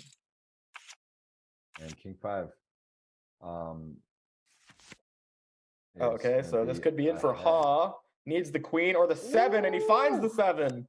Man. And now back even, unless It is a very big unless, and it's not, although it was that, wow, space card. The ace comes, but not going to be relevant. 32, and now Vlad goes from the chip leader to basically tied for the second spot. And let's see if Kostya takes on an aggressive role. But you know what?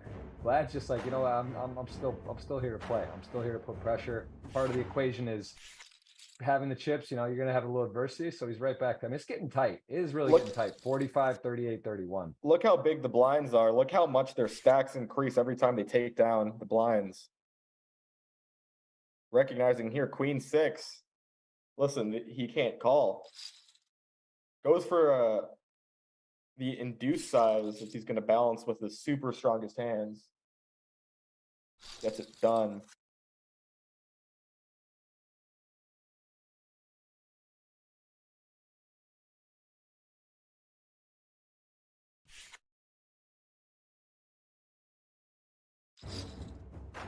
Wow.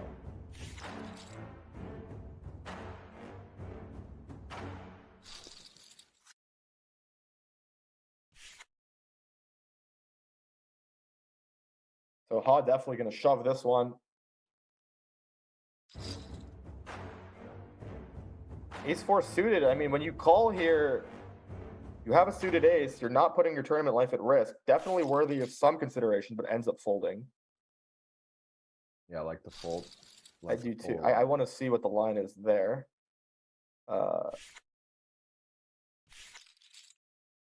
Very tight. I mean, it is getting so tight right now. It's literally 3 ways. One, it's about 600,000 difference between first and third. 10K buy-ins, 60 buy-ins up for grabs. We'll announce that winner here shortly. If we get to 500 thumbs up, I'm just going to make it 100. We already got 360. You guys are a dog to get the 100 today. You got 1 out of the 3 remaining. It's pretty even. If we hit 500 thumbs up, I'll just make it a $100 giveaway clean. But we got to get there fast, guys, before. But it's going to be 50 or 100. 9-5 suited opens it up to, yeah, and look at this. Ha just decides to take the spot, and now look how even all these guys are. This is who wants it more. A little bit of luck going to be mixed in here, of course. Queen 5 suited, blind on blind. It is sort of, this is a very intense shakeout where it looked like it might be a rundown, runaway. It is now very even. Limp check. Comes up. Yeah, we have got a decent interaction. Both players got the top pair, weak top pair, and a club, gut shot. See a bet start out.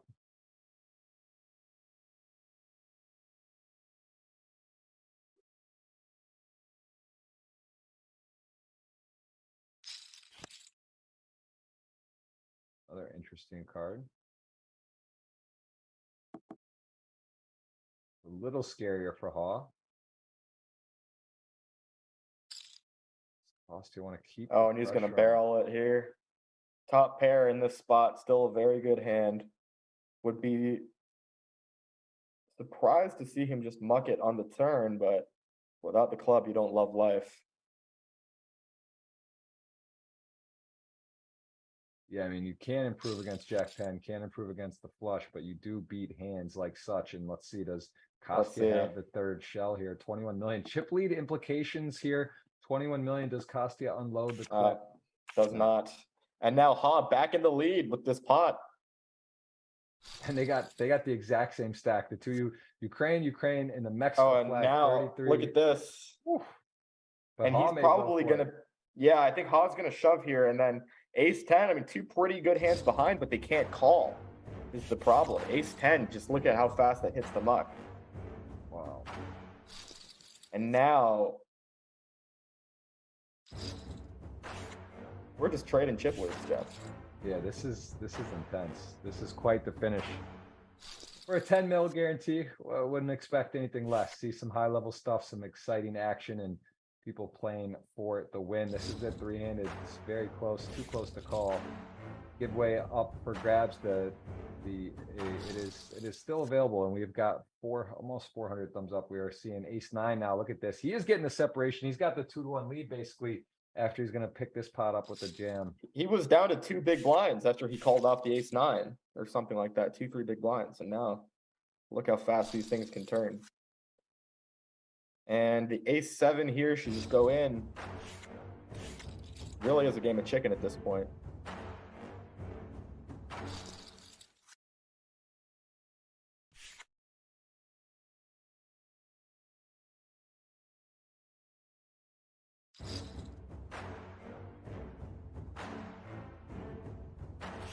King, deuce off. Ha.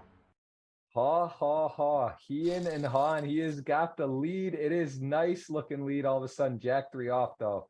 I mean, you see no one can really call, but do you take every spot? I mean, this is probably bottom 7-8% hand, right? So gonna fold and let Costi do a little heavy lifting. It's probably pretty close to any two though at this point when he's button. It's probably pretty close. Well, now with Coasted Jock having 36 mil, it's a bit different. Ace 3 goes in. Really, just first one in seems to be taking it down. Nobody has really run into it of late. Haven't seen those collisions yet, so it's going to be interesting. Queen 5 off probably can just shove too. Why not? You have a queen in your hand. Goes for the small one.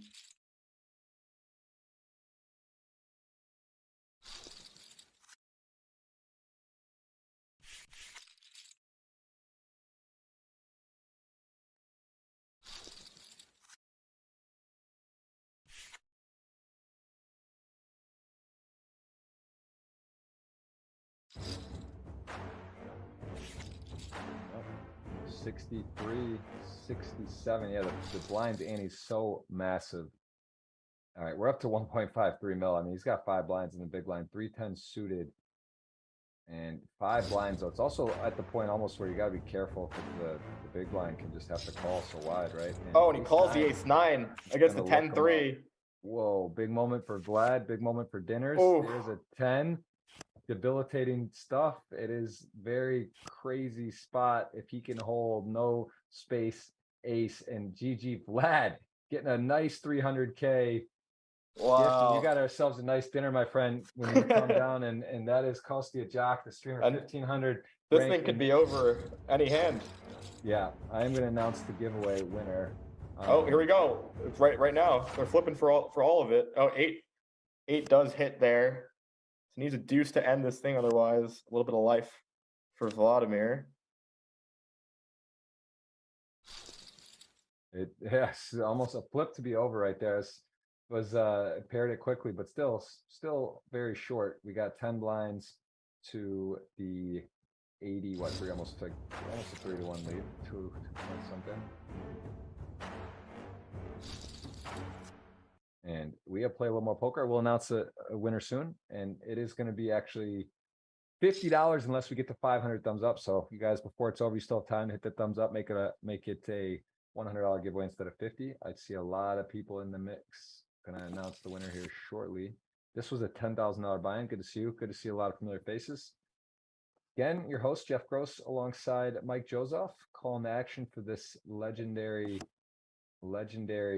prize pool, legendary event, Super Millions, every Tuesday, 1:45 Eastern from the Sunday tournament, 10K buy-in, play the final table out. Hope to see you guys next week. Got more special guests lined up, and we will be back at it.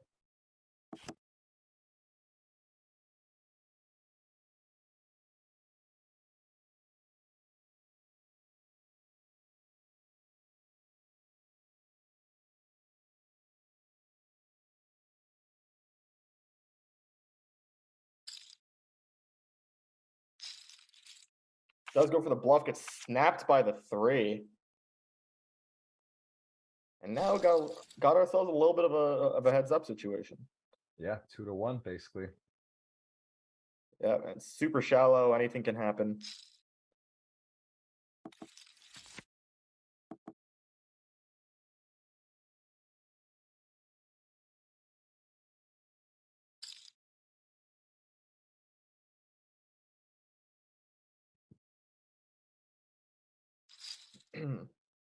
Goes for the raise right away, flopping top pair, decides to fast play it, and should just shed the 7-6. Yeah, interesting. I guess, to just check raise, I guess you could put some hands in a tough spot. Got the 9 kicker there, but yeah, I mean, the thresholds are just so low, right? The stack off thresholds for, 12 big blinds effective heads up. So he's gonna have to stack off with some Jack X there, Ha. So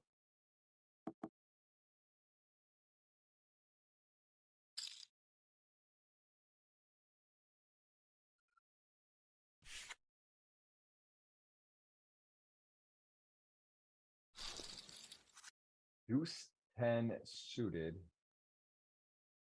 Takes down. Yeah, getting real tight. It is getting really, really tight. 7, 8, 6 deuce. We'll see some limps at the stacked up, no doubt. As both players, so hard to make a pair, so hard to have a hand even play with. So 6 deuce, so you likely see just slight stabs after limps like this. The min picks it up. Well played, 70 to 45, and anyone's game. Announcing the winner very shortly. See still people kind of squeaking in here. Have a chance at the 50 or $100. If we hit 500 thumbs up, it'll be 100. If it hits where it is, it will be a 50, as you had 5 players. I even gave you 6 of the 9 shot to win, and somehow one of the 3 that is not that is here right now. And Queen Deuce off, going to step into it, and we're going to have ourselves a basically even ball game, I think, right? This is a shove, fold, 60, Yep. 54, anyone's game.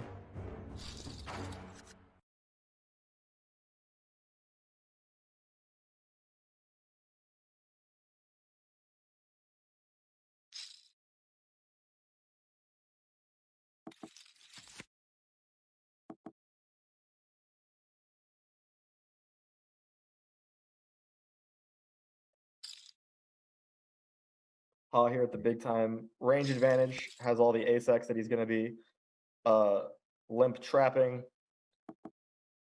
But now Vladimir turns the double gutter. Well, yeah, Ha. Oh, well, he's open-ended. Vlad's open-ended, and Ha has a gut shot, right? 7, 8. He's got the Yep. 7, 8. He had the gut shot. Nice turn for him to continue. Although clubs, right, sort of gets less attractive. You hit your hand, and he actually has the best hand. Yeah, he's gonna win this one at showdown if Ha decides to give up here.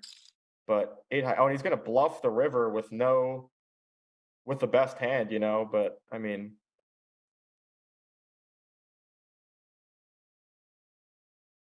This, yeah, based on how the shot clock could come into play, 47 seconds for Ha. Does he ever make a move at this pot with that this would be sizing? Is this wild. could be a really big play to rip it or to raise the 22 or something, you know. This would be. He's thinking about it. He hasn't folded yet. And he goes for the huge raise, and Ha's gonna take it down. Oh my God, what a raise on the river. Wow, what a play. Just recognizing, hey, like maybe this guy isn't gonna play his strongest flushes like that, or his not gonna play that much value like that. And now Ha back with the commanding chip lead, almost 3-1 now, maybe 2.5 to 1. Yeah, it's interesting. I think on that river, if you have the nut or the second nut, you might like go bigger, right? To try to like just get called by any club. I just feel like the sizing it's tough, yeah. And now it just flops top pair with the ace of hearts. Jack 6 has nothing.